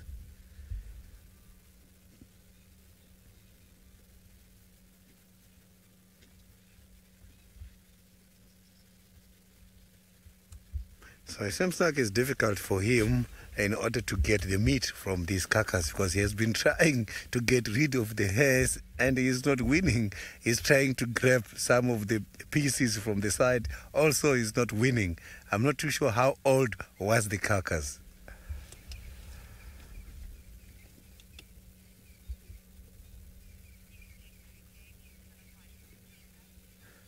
So now let's go to Jamie, who is trying for the cheetahs.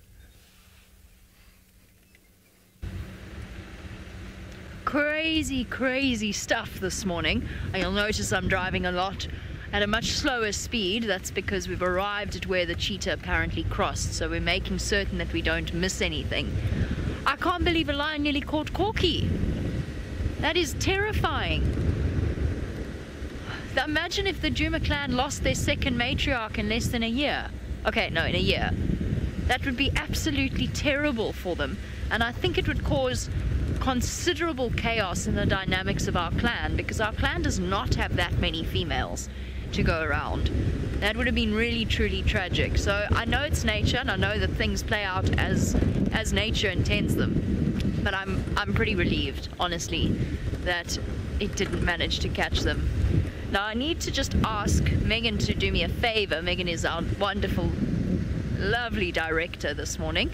I need her to find out from Tristan if they definitely crossed or if they were just on their way in this direction. I haven't picked up on any tracks coming out. And the last time we heard they crossed, they turned around and went back.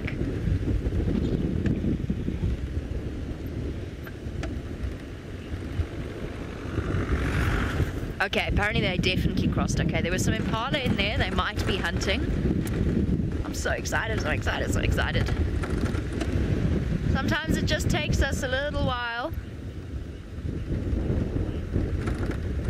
Okay, you got something there. Cat tracks. Cat tracks, cat tracks. Well spotted, Sens, eagle-eyed. Sens and I have got a competition going as to which of us find the cheetah first. Obviously, I'm desperate to win because I'm not in any way competitive. I'm about to drive over them.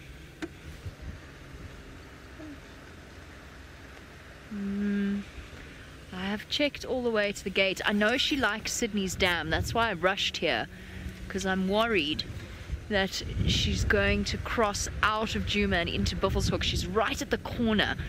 So we have certain places we can go, certain places we can't, certain places some people go, but we can't, and vice versa. So Buffelshoek is one of those places where we can't actually follow. And she's here somewhere. Got a feeling in my bones. I knew this morning was going to be an amazing morning. Shame, I hope Corky's okay though. Okay, this is One-Eyed Pan. So I think Sens, that must have been her tracks there. Just listen. Chirping birds. I can see where the vehicles, yeah, I can see where the vehicles were watching. She must have gone straight that way. Let me just see. Ah, there we go. These are her tracks here. She's in here. Okay, so we haven't missed her because I wouldn't have missed her tracks going across. No man, those are hyena. Those are not cheetah tracks. So right now what I'm doing is leaning out over the side of the car, ridiculously so, to try and see if I can spot where she's crossed. But I can see where the vehicles have gone off the road, where they've just been watching her vanish. Okay, cool. I'm just going to go a little way ahead in case she changed and cut south, because I haven't checked south. And then we're going to go back and around.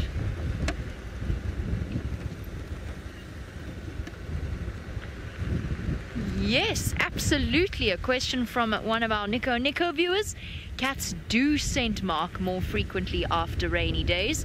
And they do that because obviously the rain has washed away their scent marks. So territorial cats like male cheetah or leopards or lions will scent mark more regularly than the other cats might do. I mean, than say, for example, a female cheetah who isn't worried about a territory marking, because female cheetahs are not territorial. So yes, and you'll find that they call more as well. So it's not just scent marking, they will be more vocal because they are intent on making sure that their boundaries are not crossed after a rainy day. Makes total sense to me. Okay, we're gonna go back to those impala. I wonder if she's not stalking them. Just quick up ahead.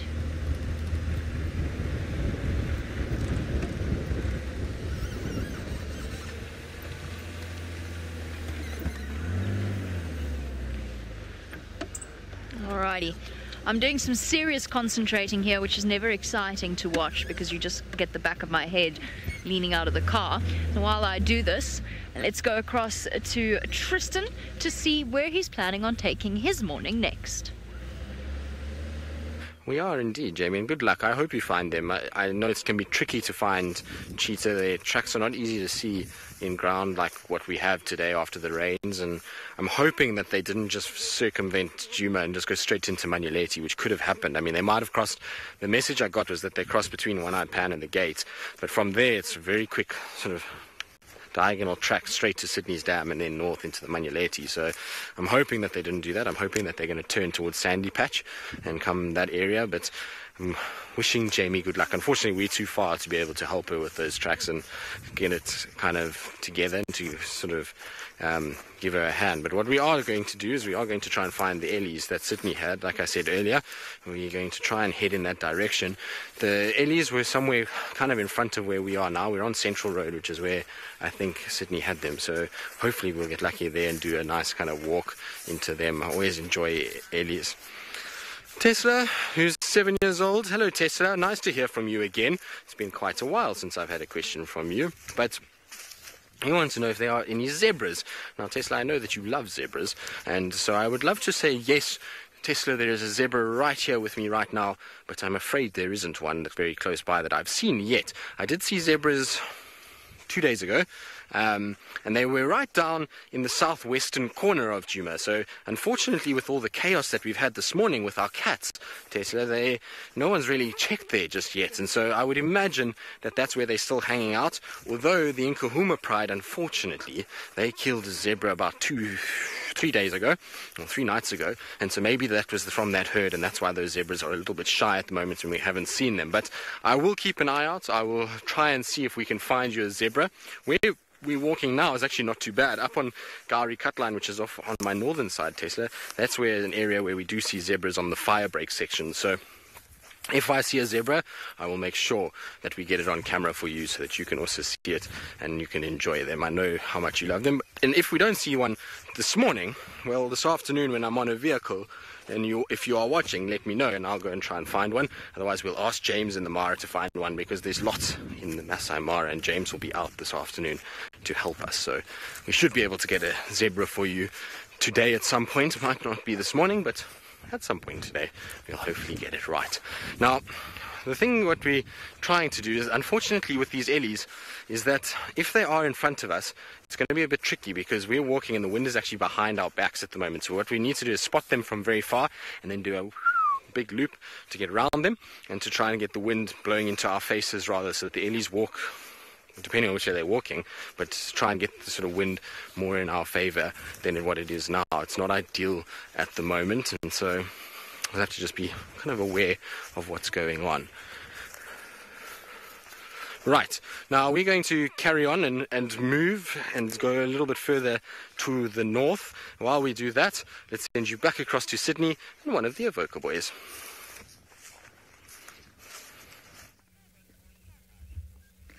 So you can see that the big predator is still here and is feeding.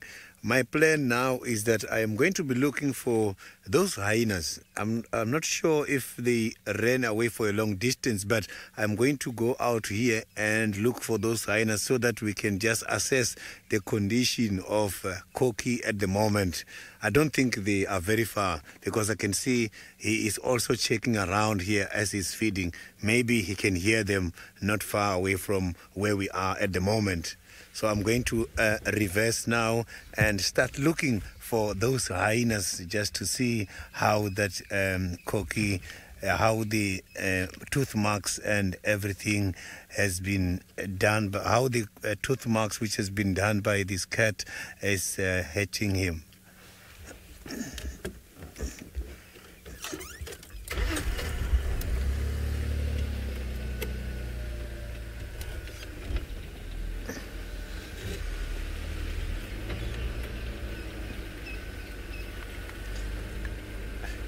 Maybe we will find them here because they just ran much more towards that side. Maybe they are just somewhere here by the road.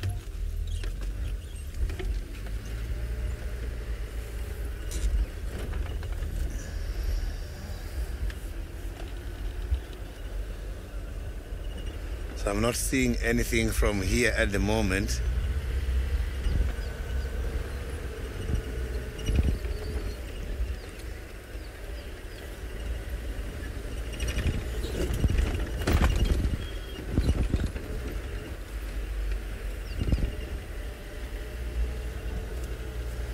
Now they came up towards this side.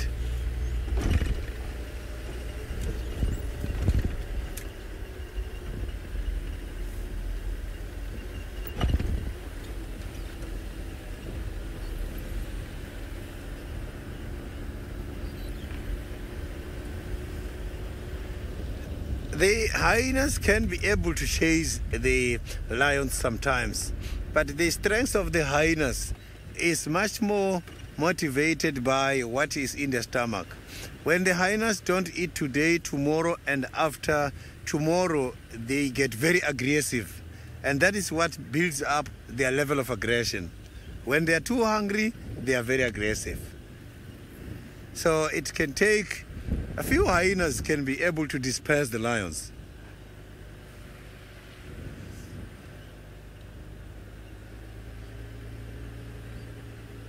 So those hyenas came up this side.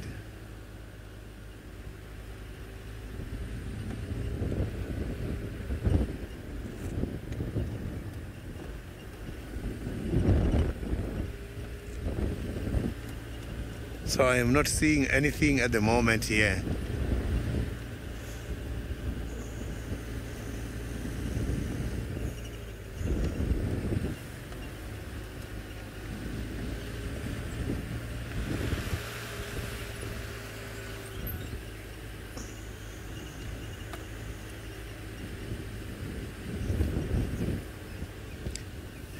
The hyenas are cannibalists. The chances of other hyenas to eat a dead hyenas, they are very much high. Males even tend to feed on their own cubs. That is why these females, they've got a lot of male gene dominance in order to prevent those kind of cannibal activities.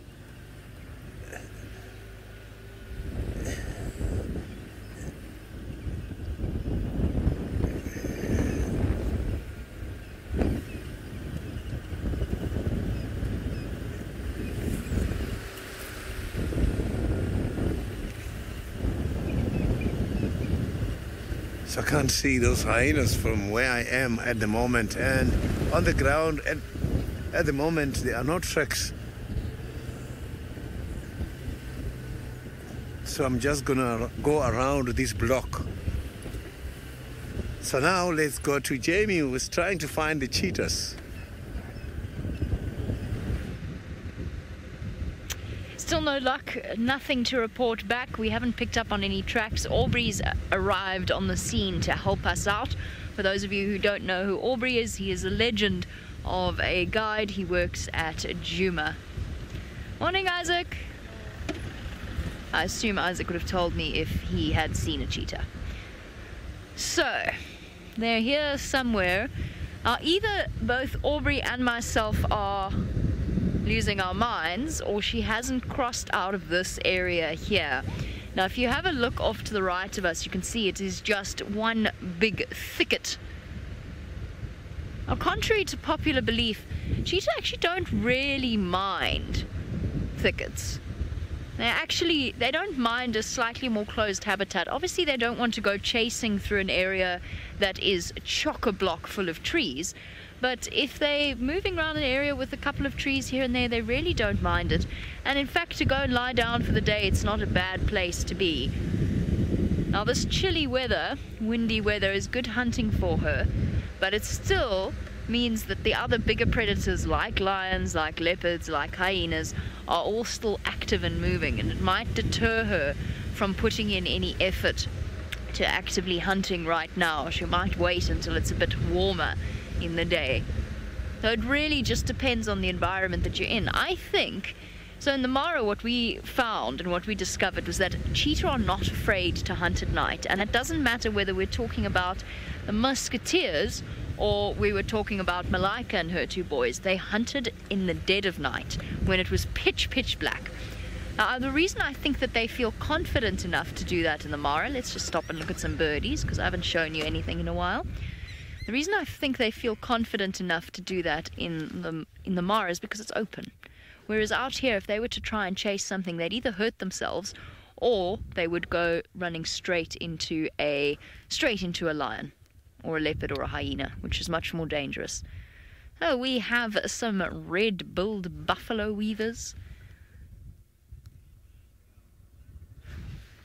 Oh, people everywhere. Red-billed buffalo weavers pecking about in the grass. Please hold on one moment. I've parked in the middle of the road and no one can get past me.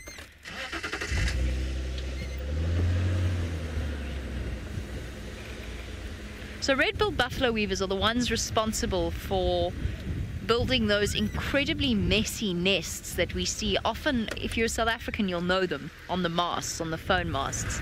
Morning, guys. Morning.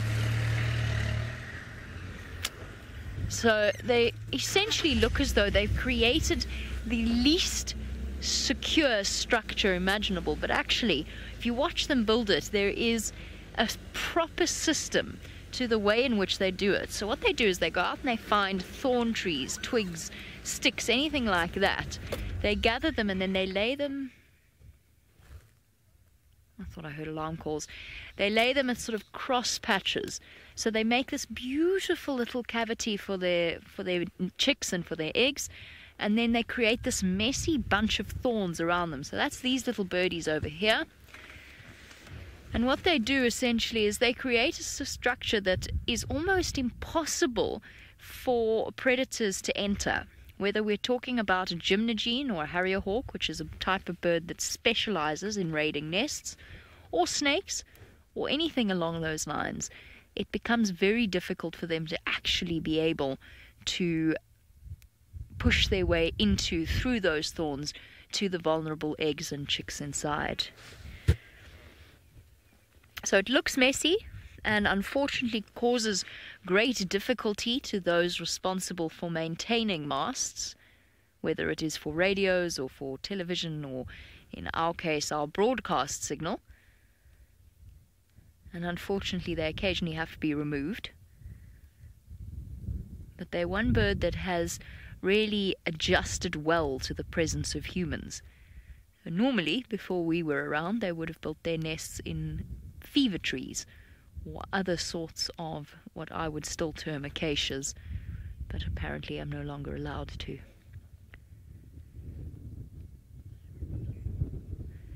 Where's this cheetah? I abandoned my leopard for the promise of 3 cheetah, and she hasn't come out yet. Oh, what to do? I haven't seen one track. Aubrey hasn't seen one track. I weep. She must be here. She's taunted us for days. It's got even colder this morning. I don't know what the summer thinks it's doing. Wind howling. Tisk. Tisk. There's a jackal in front of us. Well spotted, Sens. Not a cheetah. Oh, there it goes. Wait, let's see if we can catch up with it. It might just know something we don't.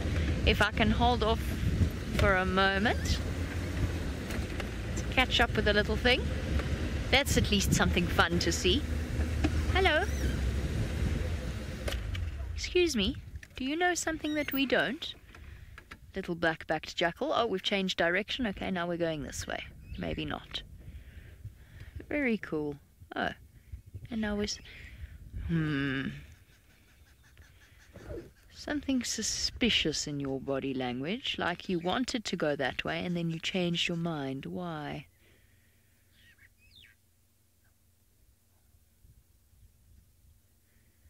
Now, cheetah are actually one of the few big cats that are capable of catching a jackal. We've seen them try in the past. I can hear a squirrel alarm calling now.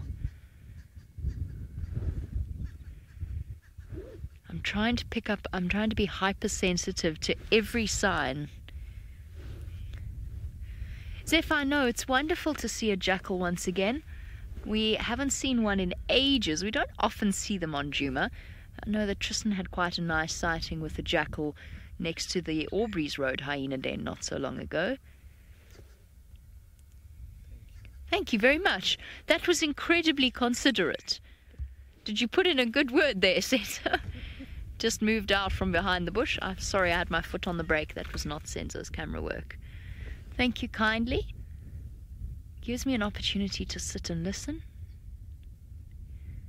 As I said, I'm trying to be hyper-attuned to the environment around me, listening for alarm calls, listening for anything that might just give us a hint as to which way these cheetah have gone. And that's something very simple, something that at the moment we have in common with this little jackal. See those massive ears? Obviously designed all the better to hear us with, and in fact anything else out here. So the slightest cracking of a twig, or perhaps a distress call. Tippo, you want to know what the jackal is related to? So a jackal belongs to the Canidae family. Oh, I thought they were looking for me. I thought they were calling me. So it belongs to the dog family, essentially. Now there is a type of jackal called a golden jackal whose closest relative is in fact the wolf. Whereas these guys are a bit more closely related to dogs than they are to wolves. And their genus is in fact a Canis. But there's a golden jackal which is now, thanks to genetic testing, they have since discovered that the golden jackal, always thought to be more closely related to these black-backed and side-striped jackal, is actually more closely related to a wolf and has since been renamed a golden wolf. So they belong to the Canis genus. And the Canis genus, of course, includes things like coyotes, dingoes, and dogs. But they are our equivalent. They're not closely related to, but they're our equivalent of a fox. Okay, we're going to keep searching. Let's go across to Tristan before the bird flies away.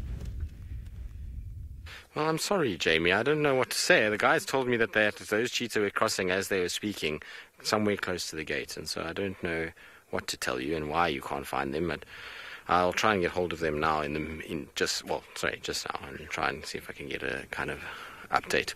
Anyway, as you can see, there's a Burchell starling that is wandering about the top of a dead log, and you might think to yourself, well, that's quite nice. We've seen many Burchell starlings. Why would this be special? Well, there's a simple reason, is that this starling is quite agitated. You can see it's going back and forth on top of the dead tree, and the reason why is that I'm pretty sure this is an area that it might have used to nest once before. But the problem is that we think some squirrels have moved in, because we saw a squirrel there, and this Burchell starling is now trying to somehow work out how to evict the squirrels so as it can use a nest again, or actually nest inside it for the first time. I'm not sure whether it's being horrible to the squirrels and chasing them, or if the squirrels have taken a liability and just kind of gone in there and just taken over. But either way, the starling is not very impressed by what's going on here, and so it's climbing around on the top. Every now and then it goes down and in and tries to kind of see what it can do inside there and potentially chase the squirrels out. I don't think it's got any chance of getting this right, though, if I'm honest. I think the chance of getting the squirrels to leave is pretty... There we go. Let's see if it gets... There's no sign of any squirrels coming out. We saw a squirrel when we first arrived. Oh, it's called for backup. Now the squirrels are in trouble. Now we've got both starling parents in there Let's see now if they get it right. What might be also happening is maybe they've come to some sort of mutual agreement, and this has become an apartment building where they can maybe build close to where the squirrels are and have a new nest. But there's definitely some commotion inside there. Now, if the squirrels aren't in there, then these starlings should theoretically nest. They love to nest in dead trees like this. Often find starlings kind of rooting around in a dead leadwood or anywhere where they can find a small kind of little hole and a little cavity that they can nest inside. So they love a dead tree.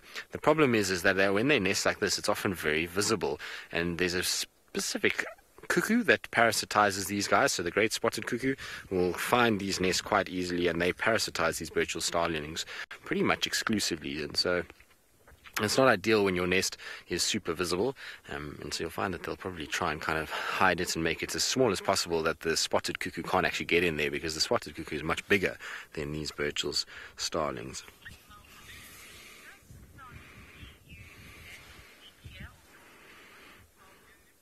Well, much like most birds that nest in the summer months, or most birds do nest in summer, they will generally reuse nests that they've used before. There's a few that do build new ones, but for the most part you'll find that they will go to similar nests. Doves do it quite a lot, obviously vultures, birds of prey, and the starlings themselves do as well.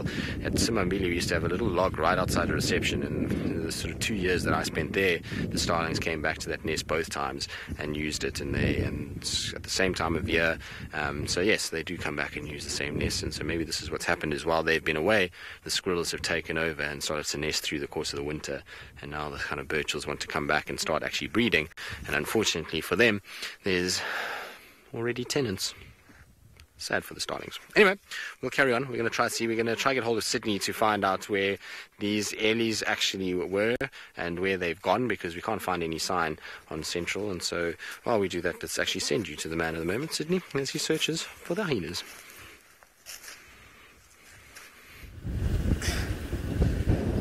There is no luck still with the hyenas. I am now circling around the block, and still I'm not seeing anything. It seems like these hyenas went very far away from the big predator. So I am going back to the tree house, the dry tree house dam, to see, because these hyenas, they like going there.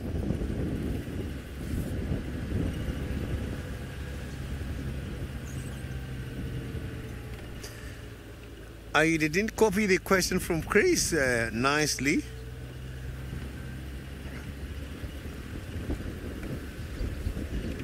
So the hyenas don't hibernate. During the winter season, you still find them.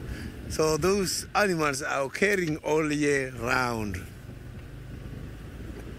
So it's just that they hide their little ones in the big holes, the artifact holes by the termite mound as well. So that is where they hide their babies, but the adults, you will see them in winter season as well around here.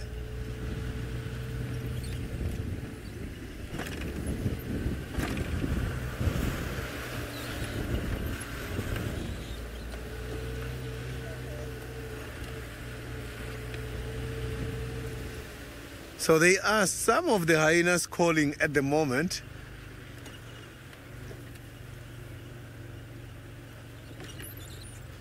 Lauren, I'm not too sure in terms of the life expectancy between the male and the female, but the females is the ones who are doing quite a lot of work than the males. And when it comes to the raising of the little ones, the females are not involved at all. So it's all the responsibilities of the females.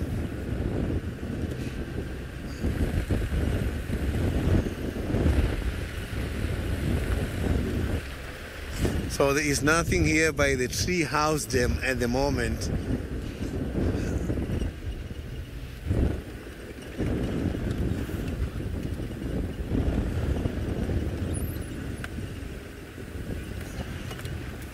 So all the tree hyenas went towards one direction.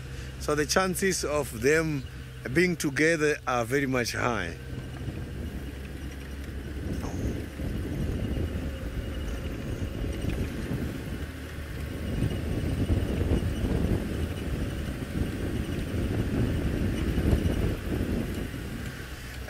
Mauritia, the old den is very far away from where we are. I don't think they will go that far because they have got a huge responsibility of looking after the little ones.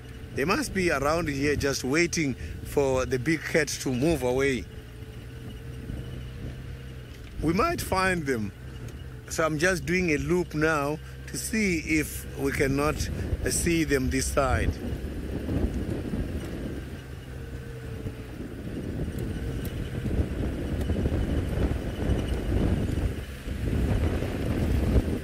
So Koki must be worried about the little ones at the moment. I don't think she will go that far.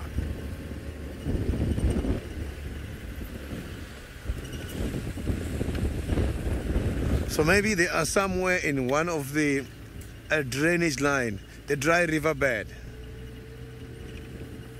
So the cubs, we did not have any chance to see them this morning. They are inside the den. So the problem is the cubs sometimes they come out to check what is happening. Let's hope they don't come out there and play by the door when that big predator is there.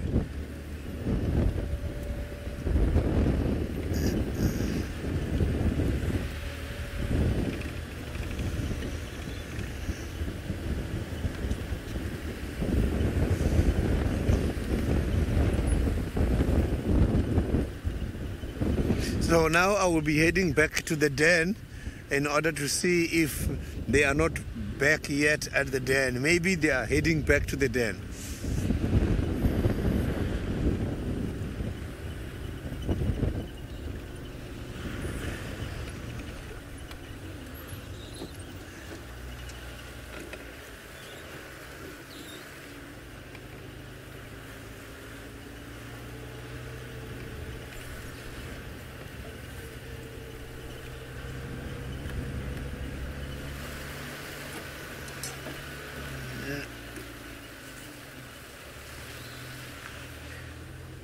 So I don't think the lions knows about the cubs because the intention of that lion was to get hold of the meat. He did not do any investigations around the den apart from sniffing and then demarcating the territory and then catch the meat. He did that before he grabbed the piece of meat. So he didn't go close to the door.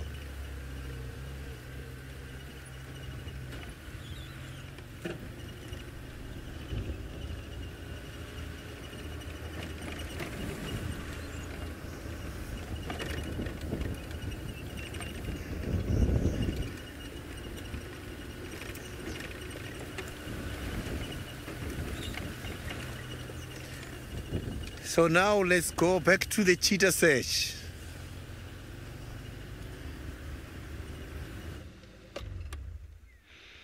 The cheetah search has so far yielded only one jackal, who's still intently looking in one direction, which does make me wonder whether or not it has in fact... Okay, now it's intently looking the opposite direction, so perhaps my theory is just a desperate wish more than a theory.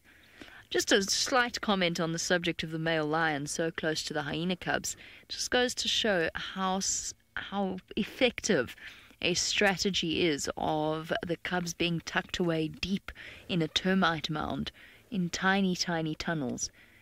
I have known some male lions to be very determined in digging out cubs, but he does not seem to be. Keeps looking across in the same direction where this cheetah would have crossed.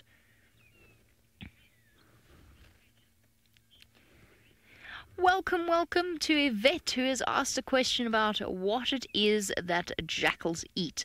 They are generalists, so although their diet tends to be quite carnivorous, they're essentially defined as omnivores, especially at a time of year where there's little food available. They will eat fruit, particularly the fruit of the jackalberry tree, which is one of the theories as to where the name jackalberry came from. So they do eat fruits and occasionally plant matter, but mostly it's really limited to fruit. They will also eat insects, Okay, hold on. I'm just listening to Tristan chat a little bit about this cheetah. Let me go around so we can have a better view of the jackal while I listen. So they will also eat rodents, frogs. I said insects. They will occasionally hunt as well. They are actually quite successful little hunters when they work together, but they will almost always target baby antelope. So this time of year is when we will see, I wonder how close he'll let me get, when we will see them targeting baby impala in particular. So they do hunt, they can hunt, they're quite successful little hunters, and we've seen them in the Mara take on baby Thompson's gazelle as well as, yeah, we're all completely confused because none of us can find a cheetah track, as well as, I can't remember what I was saying, baby impala, that was it. So they can hunt. The diet of this side-striped jackal, if I remember correctly, is slightly more fruit and insect based. They are also scavengers, and very courageous scavengers. For such a tiny little animal, you can imagine how Corky might have survived that lion attack, but a little jackal, that would be the end of it, that would be toast. But what they often do is they harass the lions or hyenas on a kill, or even leopards, because they know that they are quick and nimble. Actually, they'll try and avoid leopards if they can, because leopards are so quick. See how he's listening.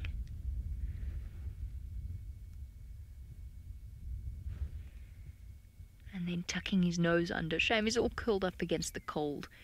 So they'll sneak in and grab a bite of a meal and then dash away with it very quickly and eat it away from where the lions or the bigger predators can get to them. They're very efficient little scavengers. Very clever, very courageous little scavengers.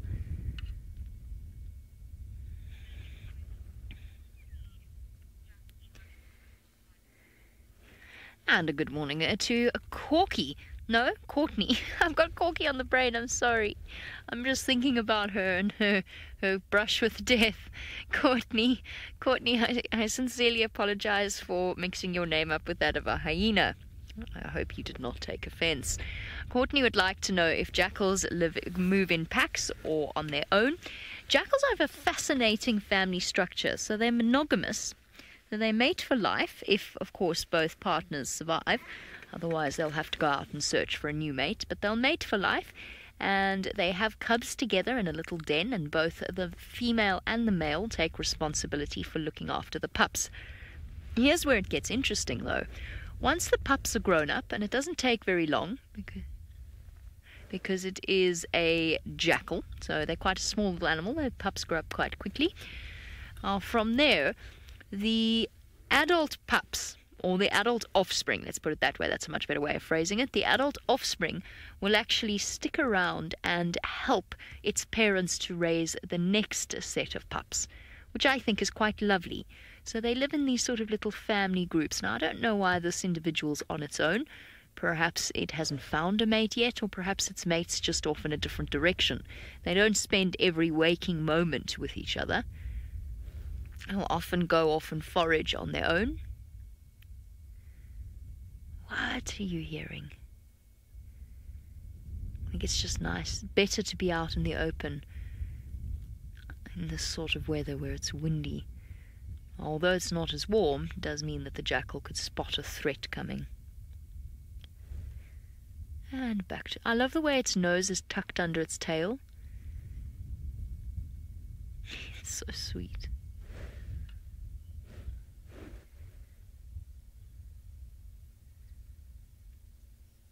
Tristan's just trying to get hold of the other vehicles to find out whether or not we might not have been fooled.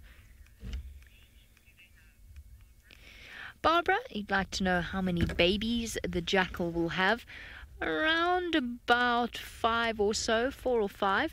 They can have more than that, so they can have quite large litters. We were very, very fortunate not so long ago.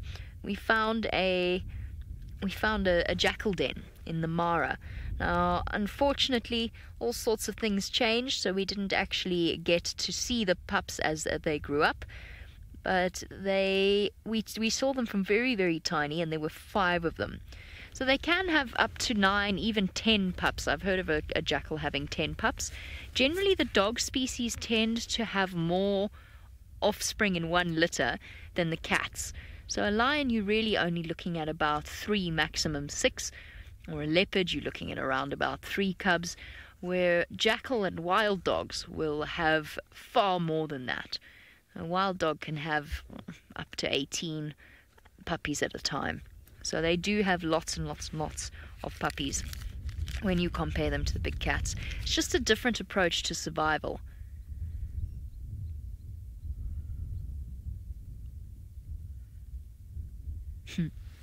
Nose tucked under tail, like a Beatrix Potter character.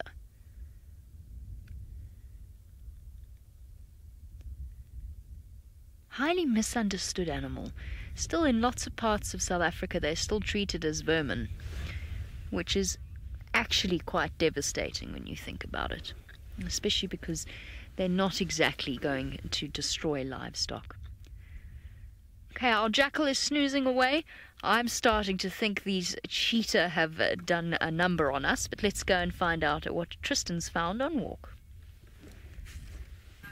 I'm sorry, Jamie. I've tried to get hold of the guys again and ask them what's going on and where exactly they had them, but alas, nobody is now answering, so I hope that they weren't pulling our leg. I do apologize, though, that you haven't been able to find them. Anyway, we can see that we're sitting with a bundle of grass that looks very neat and all kind of placed together. This is exactly how we found it on the ground, and so we picked it up just to show you how neat it can actually be. Now, if we open it out, you can see the moisture content that's inside there from the rain that we've just had, and that it's starting to kind of break down a little bit. This vegetation inside here is very, very soft in comparison to the outside, so this is definitely starting to break down a little bit and is very damp from the rain that we've just had. But essentially why I picked this up is to show you just how neat a job is done on this particular grass. So what's basically happened is the animal that's done this has taken its trunk, which will give you the answer basically, and wrapped it around and then pulled it up. Now it would have pulled it up and then shoved it into its mouth, and basically what it's trying to do, depending on the time of the season, is to either take off all the seeds. So if you look on the tip of this grass, this is where there would have been a seeded area, and so they're either going after this if it's summer, because this is where all the nutrients is. There's going to be nice oils inside there, lots of delicious little seeds, and so they'll just chomp the top end of it and then drop it down.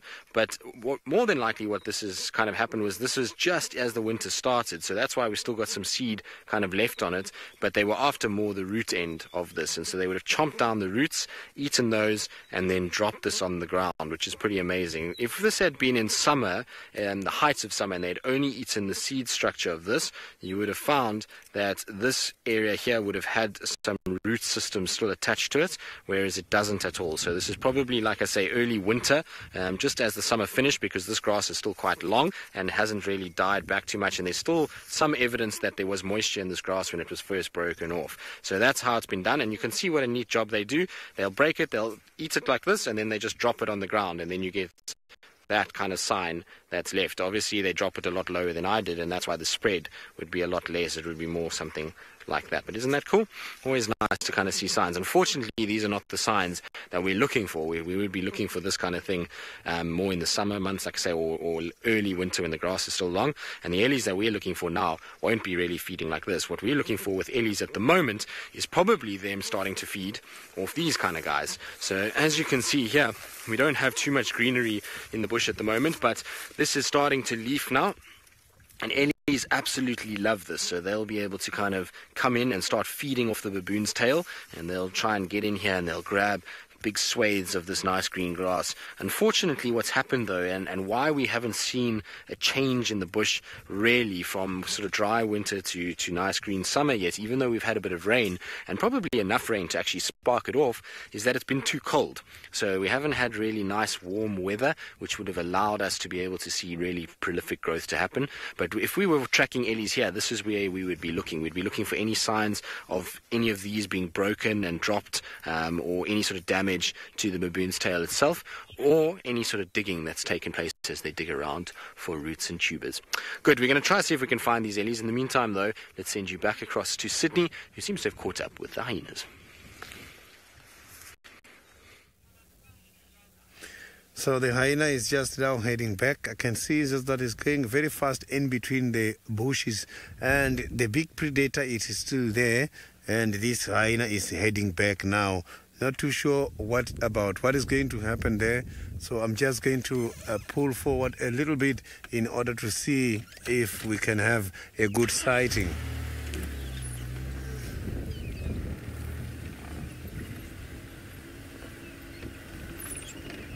So I can see that hyena is trying to pick up the scent.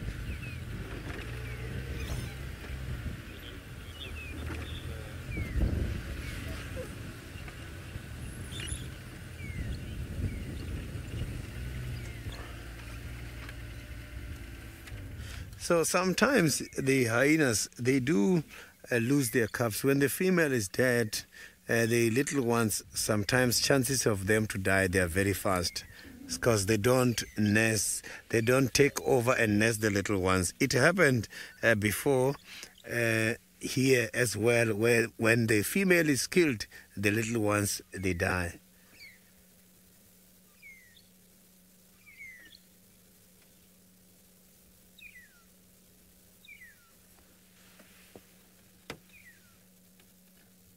So that hyena is now on a distance away from the den, but it's looking at the den. Maybe already the hyena, from the air particles, from the information by the wind, knows that that lion is still there. You can see it's going back.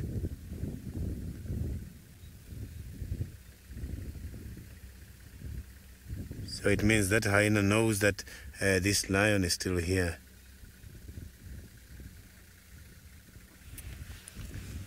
So at least she is not badly injured.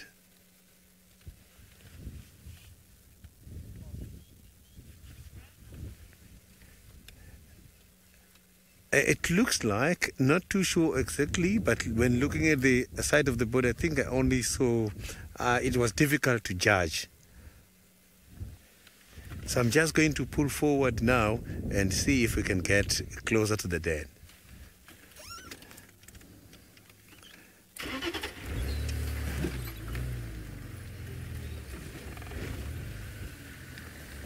So that hyena just ran all the way up, much more towards that side. Maybe somewhere there is where we might be lucky and find something.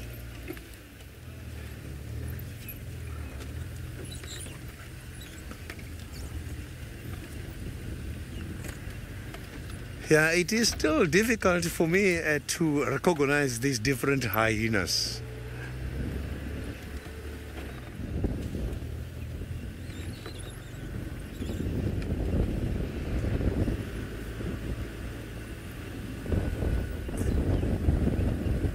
So I'm trying to check if that hyena is heading back straight to the den, but I can see that the hyena went away from the den.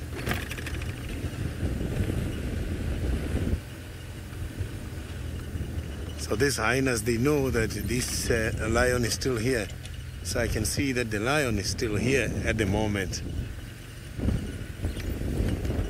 So I'm just trying to search everywhere here to see if we can find these other clan members.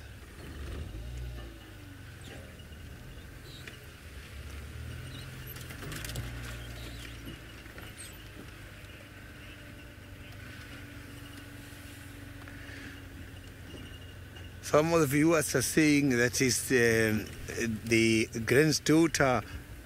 Maybe it's one of the granddaughters. I am still battling a lot when it comes to the identification of these hyenas here.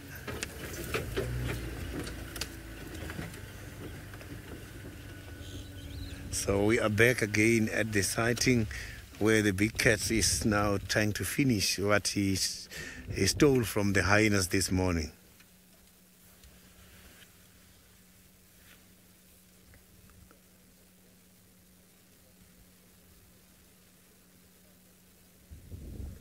I don't think there is much left there. Maybe when he's done, he's going to leave the area.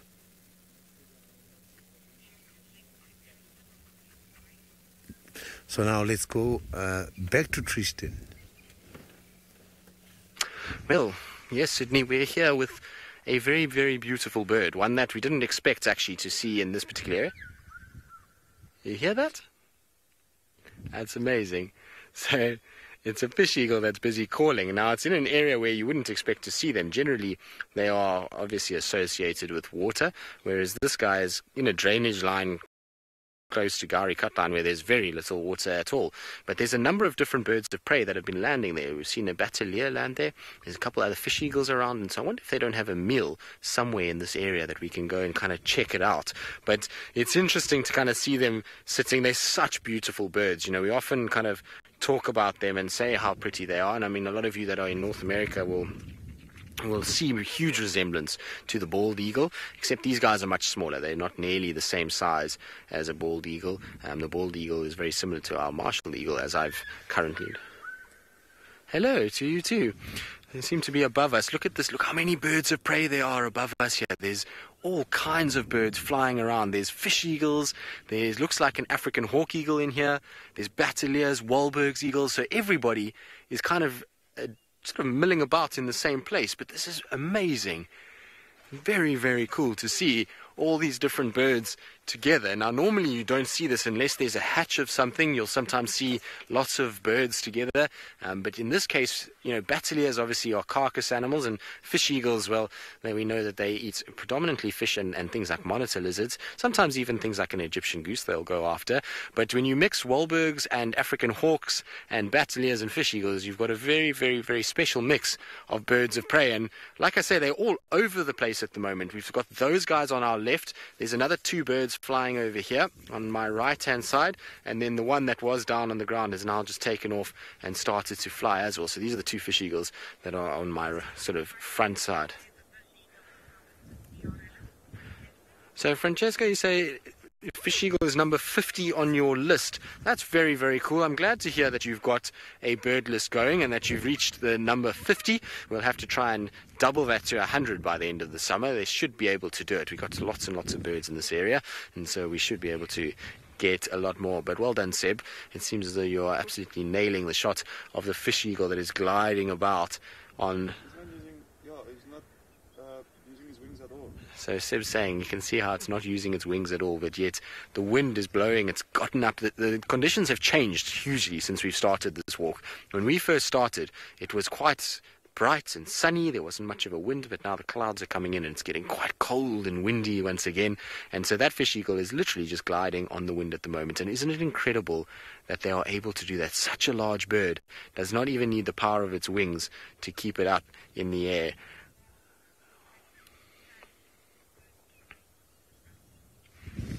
Sally, yes, all birds of prey, I suppose, are considered raptors. I'm not 100% sure if that's entirely accurate, but seems that would be the case. Seb, let's try to see if we can actually get a nice view of them, because they've landed here, both of them.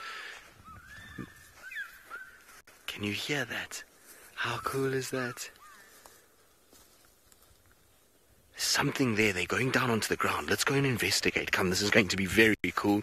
The sound alone is amazing. There's 3 different fish eagles that are calling at the moment. Such a special sound. When we are living in Africa, it's one of those sounds that we all, if you move away from Africa or you spent time in Africa and you have been around water, that'll be a call that you'll always remember, and it will always remind you of home. I remember when I lived in London for 8 months, I actually watched SafariLive a little bit, because obviously I knew Scott and Brent at the time, and so I used to watch a little bit when I was in London. And whenever I heard that call, it used to just make me miss home quite a lot. And so when I hear it like that and you can hear multiple birds calling, it kind of gives you a little bit of a goosebump. Seb, do you love that call as well?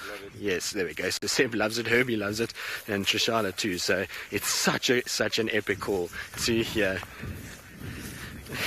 No, Megan, Megan says it sounds like the alarm on your phone. No, Megan, the alarm on your phone is horrible. It sounds as though maybe it's because I just associate it with having to get up at 4 o'clock in the morning. It does sound unreal, you're right. It does sound a bit digital, doesn't it, in many respects. I get what you're saying, but I always think of alarm. Alarm is dread in my head, because when that thing goes off at 3:45 in the morning at the moment, I'm not very impressed with life. Now, there's one fish eagle that's sitting up in the tree. The other one dropped down onto the ground. So let's see if we can get a nice view of this one. We've gotten much closer to them. They really are beautiful birds. They're magnificent browns and blacks, and then that striking white head with the yellow feet and bill. They're very, very, very pretty. And what's it doing there? Seb, can you see? Has it got a kill on its talons? Difficult to see from here. Yes, I forgot about your screen. Sorry about that. Let me use my binoculars. That's why I bring them on walk. They're not just a decoration. Sorry, Seb, my fault. I don't see anything in its talons. It's looking down to the ground. So sorry, can you just repeat the name for me, Megan? Tanya. Tanya, do they mate for life? Yes, so you'll find that a lot of birds of prey are like that, where they will mate for life and join together. There was a pair that was at Chitwa that we used to see all the time. In fact, it's the same pair that's still there. And they always use the same nest at Chitwa. Hear that? Oh, it hit their head. Now, did you see how it throws its head back when it calls? How cool is that? That's very epic. What a wonderful morning we've had on walk this morning.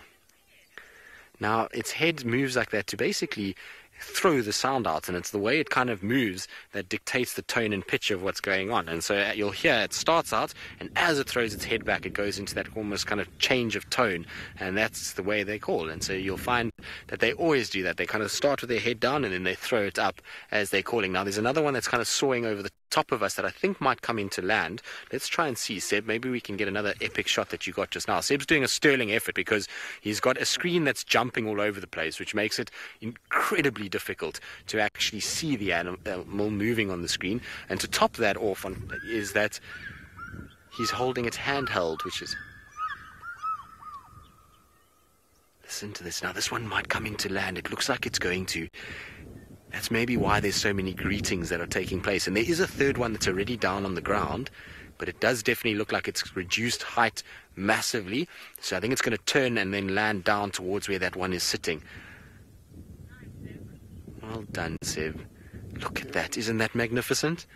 Imagine being able to fly like that. I mean, this is as close as you're ever going to get to a fish eagle, and we're on foot.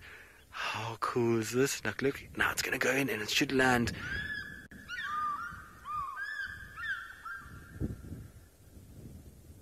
Awesome. How special.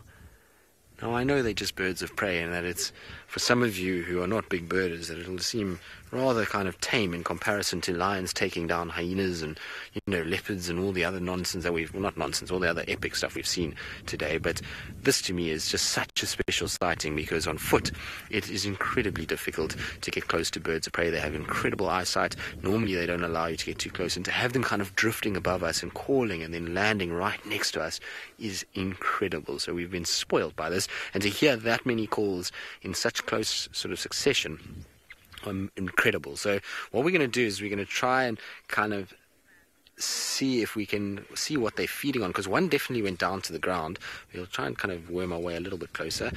Zephyr, you say their wingspan is crazy. Well, they do have an incredible wingspan, but it's really nothing on some of the other birds that we see here. So while their wings are large, you can imagine things like vultures, particularly a leopard-faced vulture, or even things like the martial eagle, which have slightly longer wings than these guys, how incredible their wingspans must be. And I can only imagine of a martial eagle coming in like that fish eagle did, how impressive it must be.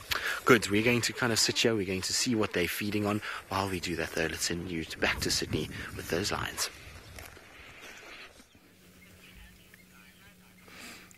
So the lion is still very much stationary feeding here at the moment. It seems like the meat which has been brought here by the hyenas was very big, because this... So let's quickly go to Jamie with the cheetahs. Surprise! I gave up. I got halfway going back towards camp and towards the search for Corky, And then I made us turn around and come back again because I just couldn't face the thought of us missing out on the cheetah once again. But would you look at that? Look what we have found. Oh, and she's up, unfortunately, already in Buffelshoek. I don't know how they managed to do this, but they did. Awesome. Now, there's someone that I have to contact very quickly. I know he's having his drink stop, but he was helping us. What you see? What are you doing? Back. What are you doing? What have you seen? What have you guys seen? There's something there. There's something that scared them. The one's already slinking down into the drainage here. What have you guys seen? Is something coming to drink? That could be. They might be hunting. Aubrey.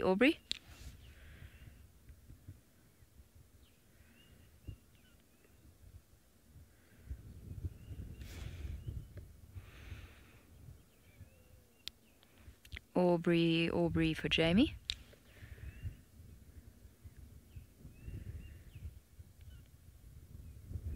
There's definitely something that they've seen there. Now, this is a very tricky signal area for us. We struggle in the dip, so I'm not going to reposition yet. Oops, they're here at Sydney's Dam.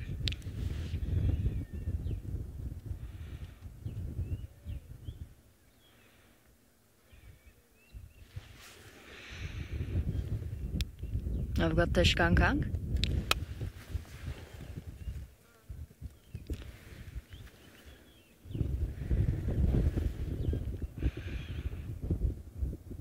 Copy. I saw orbs at Sandy Patch. If you wouldn't mind giving him a call, because he was helping me search for them earlier.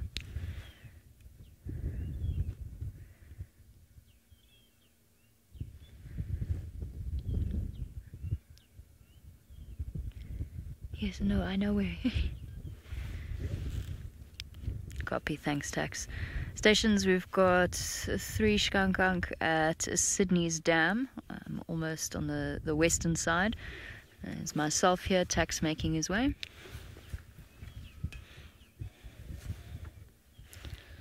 Thank you, Tristan. Okay, guys, they've definitely seen something. I think something's wandered down to the water's edge. They do look empty-bellied, although cheetah almost always look as though they could use a meal. Their digestive process is so rapid that once they've had a large meal, it seems to take them just a few short hours before it is digested once again. Unfortunately, we can't get any closer to them. They are on Buffelshoek. There we go, slinking down here. Awesome! We did manage to complete the big cat trifecta. They look frightened. They don't look like they're hunting. Giraffe girl, hello to you. You want to know how long the sub-adults will stay with their mother? Just hold off one moment. They look nervous. Looks like they might have seen something. I'm just wondering if we're not going to have another lion incident. It could also be people. We are quite close to the main settlement of the gate here. Yes, come this way, come this way. Come on, come back south. Yes, do it. Do it. This way. I did see a little steenbokkie as well, a little bit further back. Now, we were talking about how long the sub-adults will stay with their mothers. Around about 2 or so years. It does depend upon if they're male or female. Much like leopards, males tend to stay a little bit longer, females a little bit shorter. What is interesting is that females, if there's 2 females, and I say, yes, guys, they're coming to us. Keep coming, keep coming. Here's a good kitty cat. Right up here. That's it. The females will often actually stay together even after they've left their mother, and only when they feel ready will they actually disperse away from each other as well. Here we go. Come on, come south. Here's a good kitty cat. I'm so excited. How's our signal, Megs? Can I move backwards slightly? There's one of the sub-adults. You can see the fluffiness fluffy fluffiness around the mantle. We call it the mantle of the cheetah. Let's just see if it's going to jump onto this log and go left before I move. So when baby cheetah are born, they are born incredibly fluffy, supposedly so that they look like little miniature honey badgers, and that will intimidate predators sufficiently to keep them away from them. It doesn't really work, to be honest. I've never known a predator look at a cheetah cub and think it's a honey badger, but apparently that's the theory behind it. And when they're young, as they grow older, that mantle slowly disappears, but it sticks around a little bit. So you see the fluffiness there at the top of this young male. I think it's a young male. Looks like a young male's neck. That's the mantle that I'm talking about, and that's one of the indicators that we've actually got a young cheetah here. Okay, what we're going to do, instead of risking our signal completely, because I know there's a steenbok behind me, I'm just going to reposition. I'm going to turn around and put us back in the same place so that at least we don't have to film behind us. And I nearly gave up. I'd driven away. I had driven away. Ask Senzo, we were far. We're almost back at quarantine. I was like, no, I can't do this. I'm still worried about Corky. That's what actually was pulling me back. I didn't realize how serious the attack actually was until I heard about it properly. But that's what was pulling me back that way. But I'm still glad we got to see the cheetah. Okay. It's moved away from where the steenbok was. Now gone. Oh, there they are. You've stopped your southward movement. Let's see if I can get a view of the female on the... I think it's the female on the termite mound. Sen's there. She likes this patch around Sydney's dam. Oh. Unfortunately, not our best view that we've ever had. There we go, there's the young male.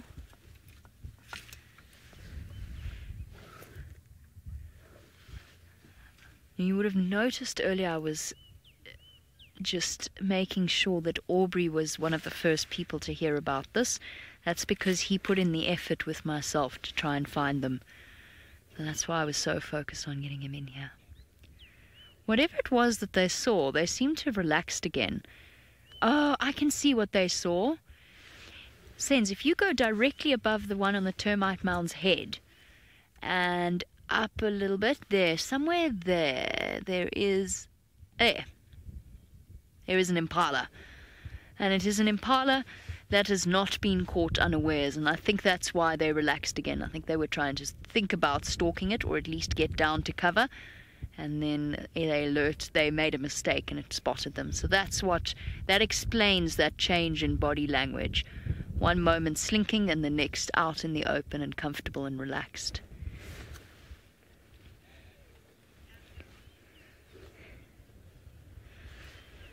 We're just going to have a quick head rub here.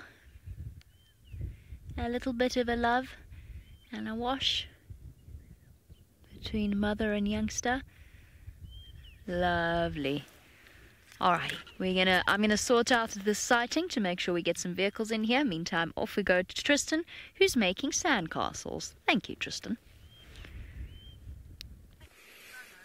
Indeed we are, and I'm so happy that Jamie managed to find the cheetah. I thought maybe I was going crazy, and I felt very bad that I'd given an update that maybe it wasn't going to work out, and so I'm very happy that they managed to catch them up. Now, last time you saw us, we were messing around with fish eagles, and we were watching them call, and it was really quite epic, and we were wondering what was kind of going on, and this is a very cool sign that we've managed to find. Now, Herbie and I debated whether or not it is actually them, but basically what's happened is this is a very new termite mound that's been made.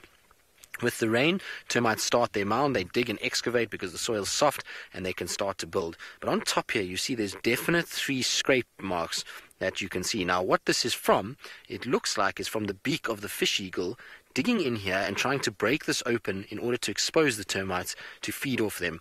Now, fish eagles typically are not huge termite eaters. It's very seldom you see them at termite hatches. But what's probably happening is at the moment it's so dry, there's so little water, so few areas for them to actually find a huge amount of food, that they maybe are resorting to going after termites and then scraping out these kind of tops and opening it in the hope that there's termites very close to the surface that they can then gobble up. And that's probably what this one was doing. Now, unfortunately, we stood on half of the track, but if you look on our right-hand side here, you'll see here there's a roughed area around that sort of section. So I'll try and trace the sort of outline of it there and there, like that.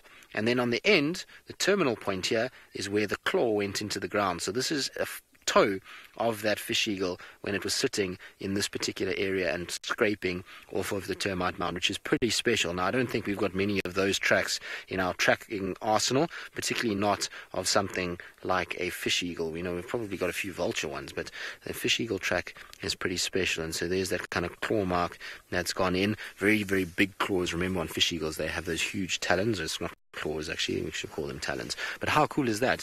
Not something you see every day at all. You to see the kind of scrapings of a bird of prey feeding off a little fresh termite mound. And the reason they can do this is, unlike the big sort of termite mounds that are well established, you can see here that this is quite soft when you break it. So as it was scraping, it was trying to get its way deeper down and trying to expose some of the tunnels in order to actually get in there and try and find the termites that are underneath. But unfortunately for it, there was no sign of any termites, and then obviously we walked past and disturbed it and it flew off. So there were 3 of them in total that were here, which was really cool.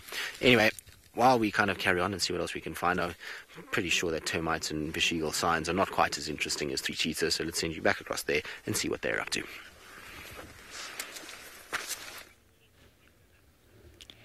The cheetahs are being absolutely lovely, posing on their termite mound, and we owe Tristan a big thank you for the cheetah because he was the one that passed on the information to us. So thanks, Trist. There we go. Now, the reason that we get so excited, there are very few instances that I'm going to abandon a leopard moving through a drainage line and go racing off in a different direction. There are very, very few circumstances where that will happen. One is a lion turning up at a hyena den. But fortunately, Sydney was there to make sure we watched that unfold, and he's put some serious effort into finding Corky. But another is a report. Oh, look, they've seen something. They've seen that little steenbokkie. I'm almost certain of it. Now, those are the 2 young males, I think, or the 2 youngsters. That's good for us, everyone. It means that they're going south. They've definitely spotted something. Look, they're going forward. Here we go. Tax comes slowly. They've spotted something here in the skova in front of me. Here they go. They're moving forward. I'm sure I saw a little steenbok.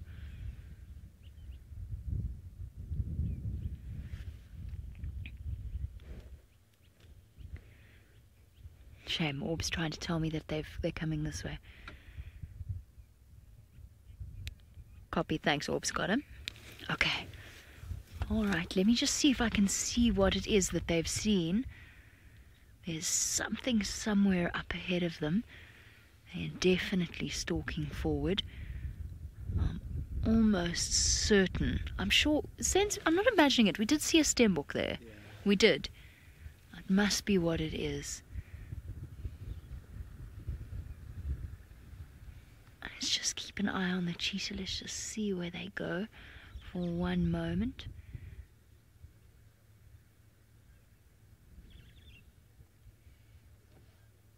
Oh, they just spots. There they go. Oh, and that's long gone. They have completely missed it. Here comes one youngster running to the road in front of us. There they are. That is one of the reasons why I knew that was going to happen.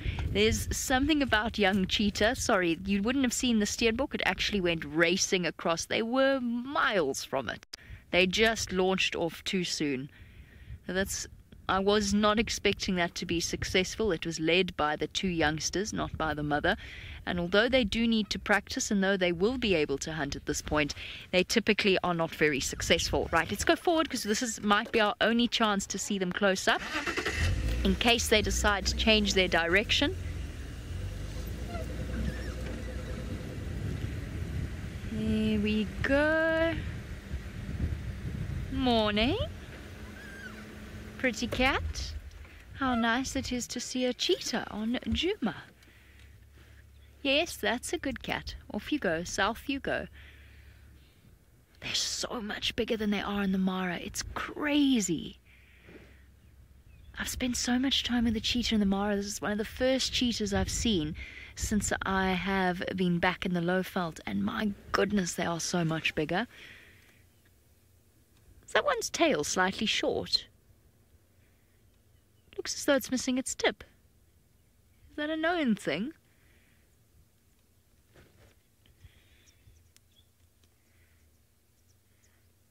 Slinking beautifully along.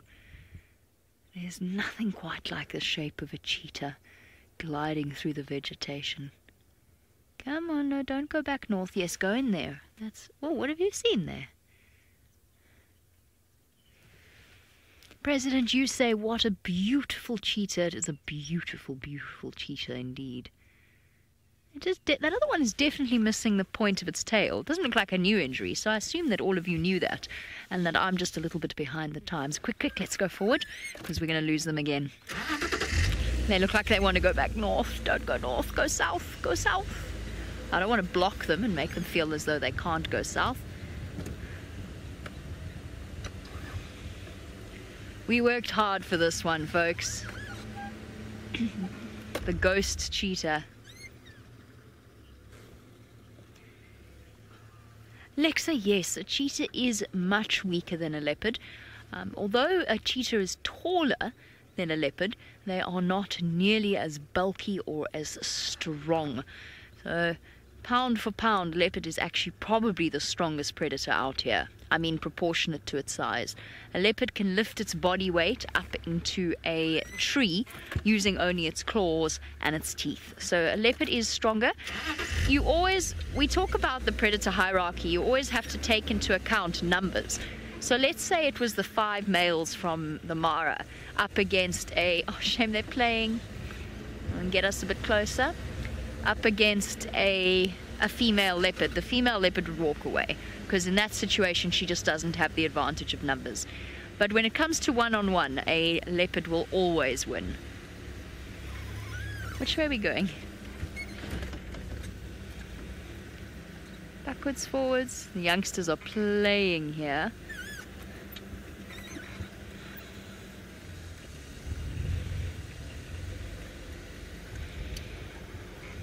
Here's a gap-ish, sort of a gap. And then I'm going to go past Tax and just look from above. No, don't turn north. If they'd caught that steenbok, we would have had them.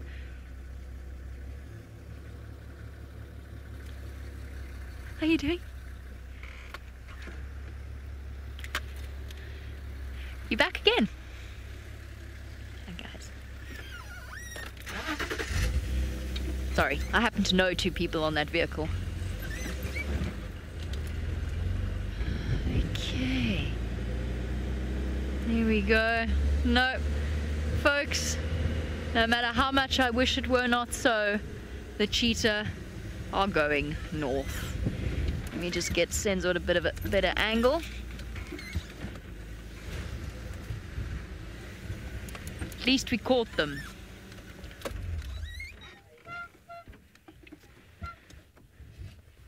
So, Carl Kevin, you want to know if cheetah are able to run in Djuma, or on Djuma in the same way that they are in the Mara? Yes, absolutely. Their top speed will be the same.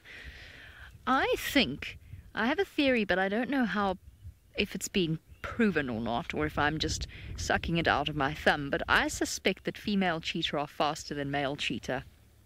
And I think it's due to male cheetah being slightly more muscle-bound. But yes, they are able to run in the Kruger. Let's call it the Greater Kruger, which is of course home to the largest meta population of cheetah in the world. So this is where the most cheetah are, believe it or not, even though we might think that there are more in the Masai Mara. They are able to run. There are lots of open spaces. Something like this area, for example, around Sydney's Dam, would be an example of that. So they would be able to run and reach the same top speeds. You'll probably find that hunting approaches are slightly different for cheetah out here. They're dealing with a more closed ecosystem. There's more trees. But in fact, even when it comes to raising cubs, an area with thickets around it, some open areas and some thickets, is actually better for the cheetah to raise cubs successfully, because they're less exposed, there's more places to hide them. But yes, they are able to run in the same way.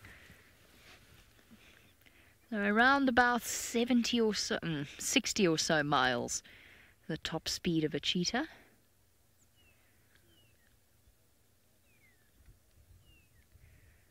Beautiful, beautiful, beautiful cats. Look at them spreading out. One failed Steenbok hunt.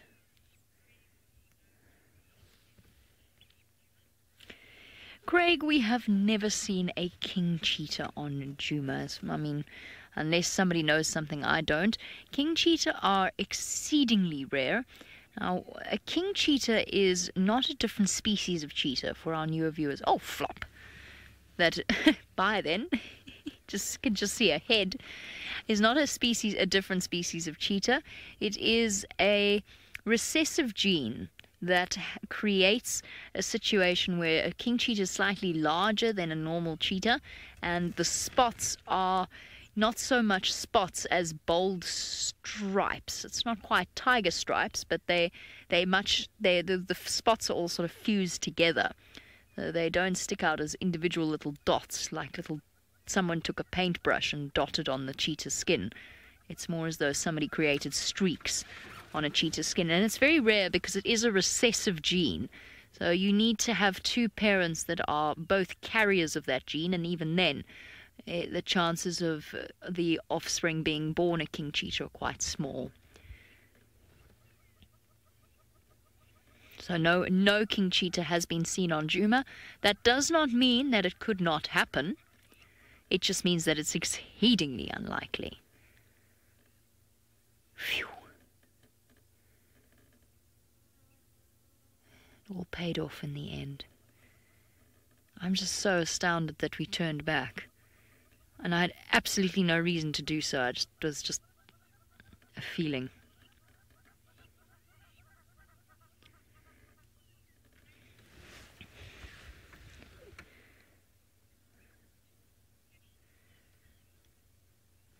I completely missed. I know that Ginny's asked a question about a comparison between a cheetah and a lion and a leopard, but I missed the.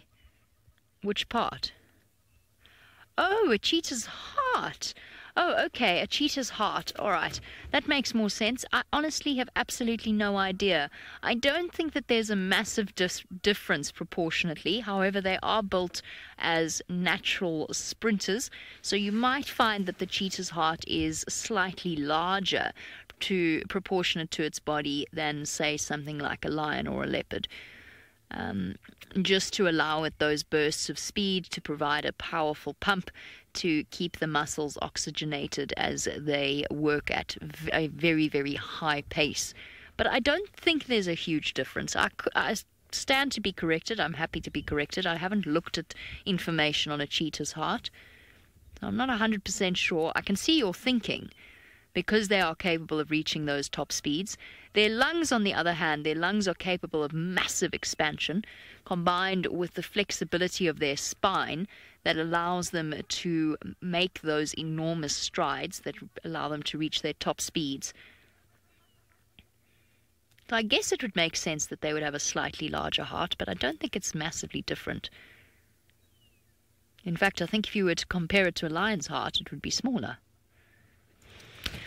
I have absolutely no idea. Now, it would be nice to say out here in nature that some things have big hearts and love each other equally. We cannot say that about Sydney's male lion.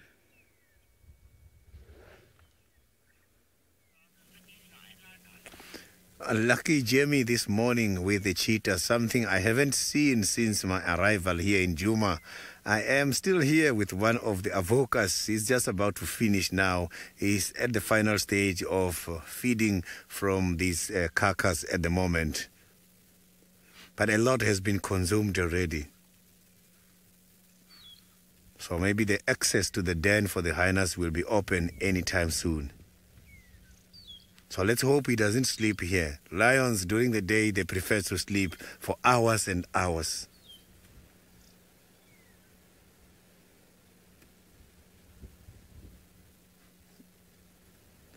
So you can see that he's licking the skin as if he's licking the ice cream. You can see that he wants to try by all means and get rid of the hairs there.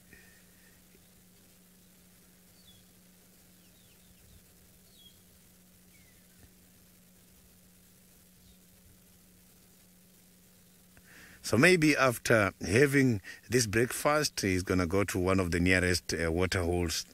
Let's hope he goes to the Viotella Pen or the Galago Pen area.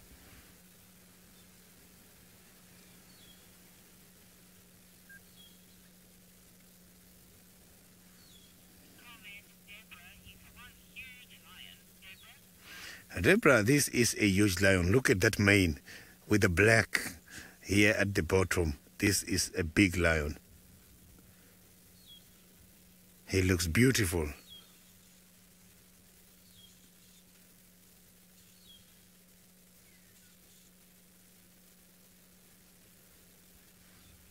So this lion is just eating anything and everything. He's eating the legs, he's crushing all the bones. I don't think he's going to leave any small piece there.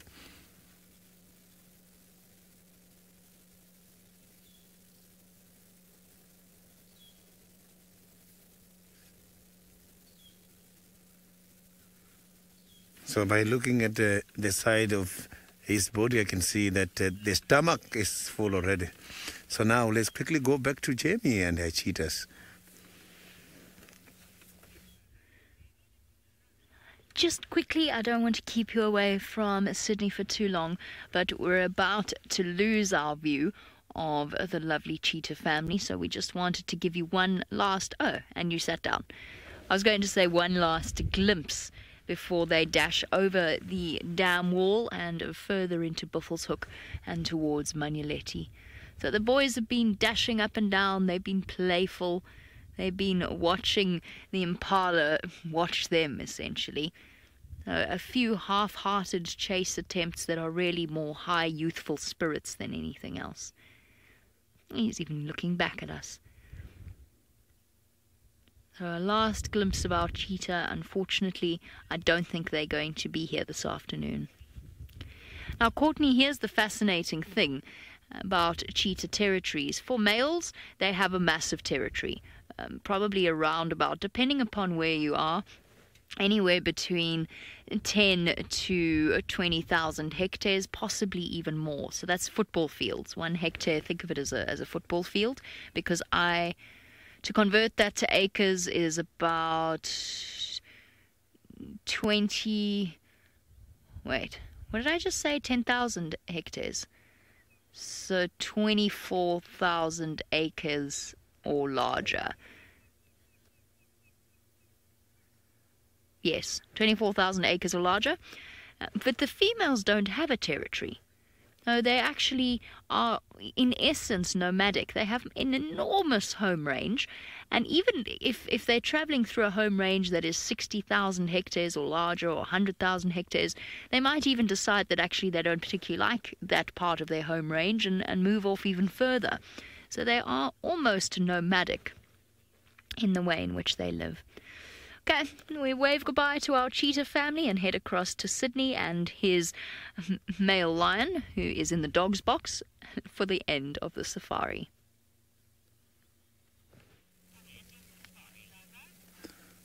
From the flexible cheetahs to the big cat here where I am. So you can see the lion is just about to finish, no competitor at all. This lion has just proven to us that he is indeed the king of the jungle. When the king of the jungle is feeding, all the animals goes away. Maybe this breakfast he just had now will make these other animals around here to feel very safe. So let's hope he's not going to go for a hunt again anytime soon. And they mustn't hunt here close to the den. So the little ones here by the den, they must have to interact with the mother. They must have to have some milk for the day. So he must have to finish feeding, go away, and keep a distance away from the den. So let's hope Koki is okay after the injuries as a result of a competition between those hyenas and the big cat, one of the avokas.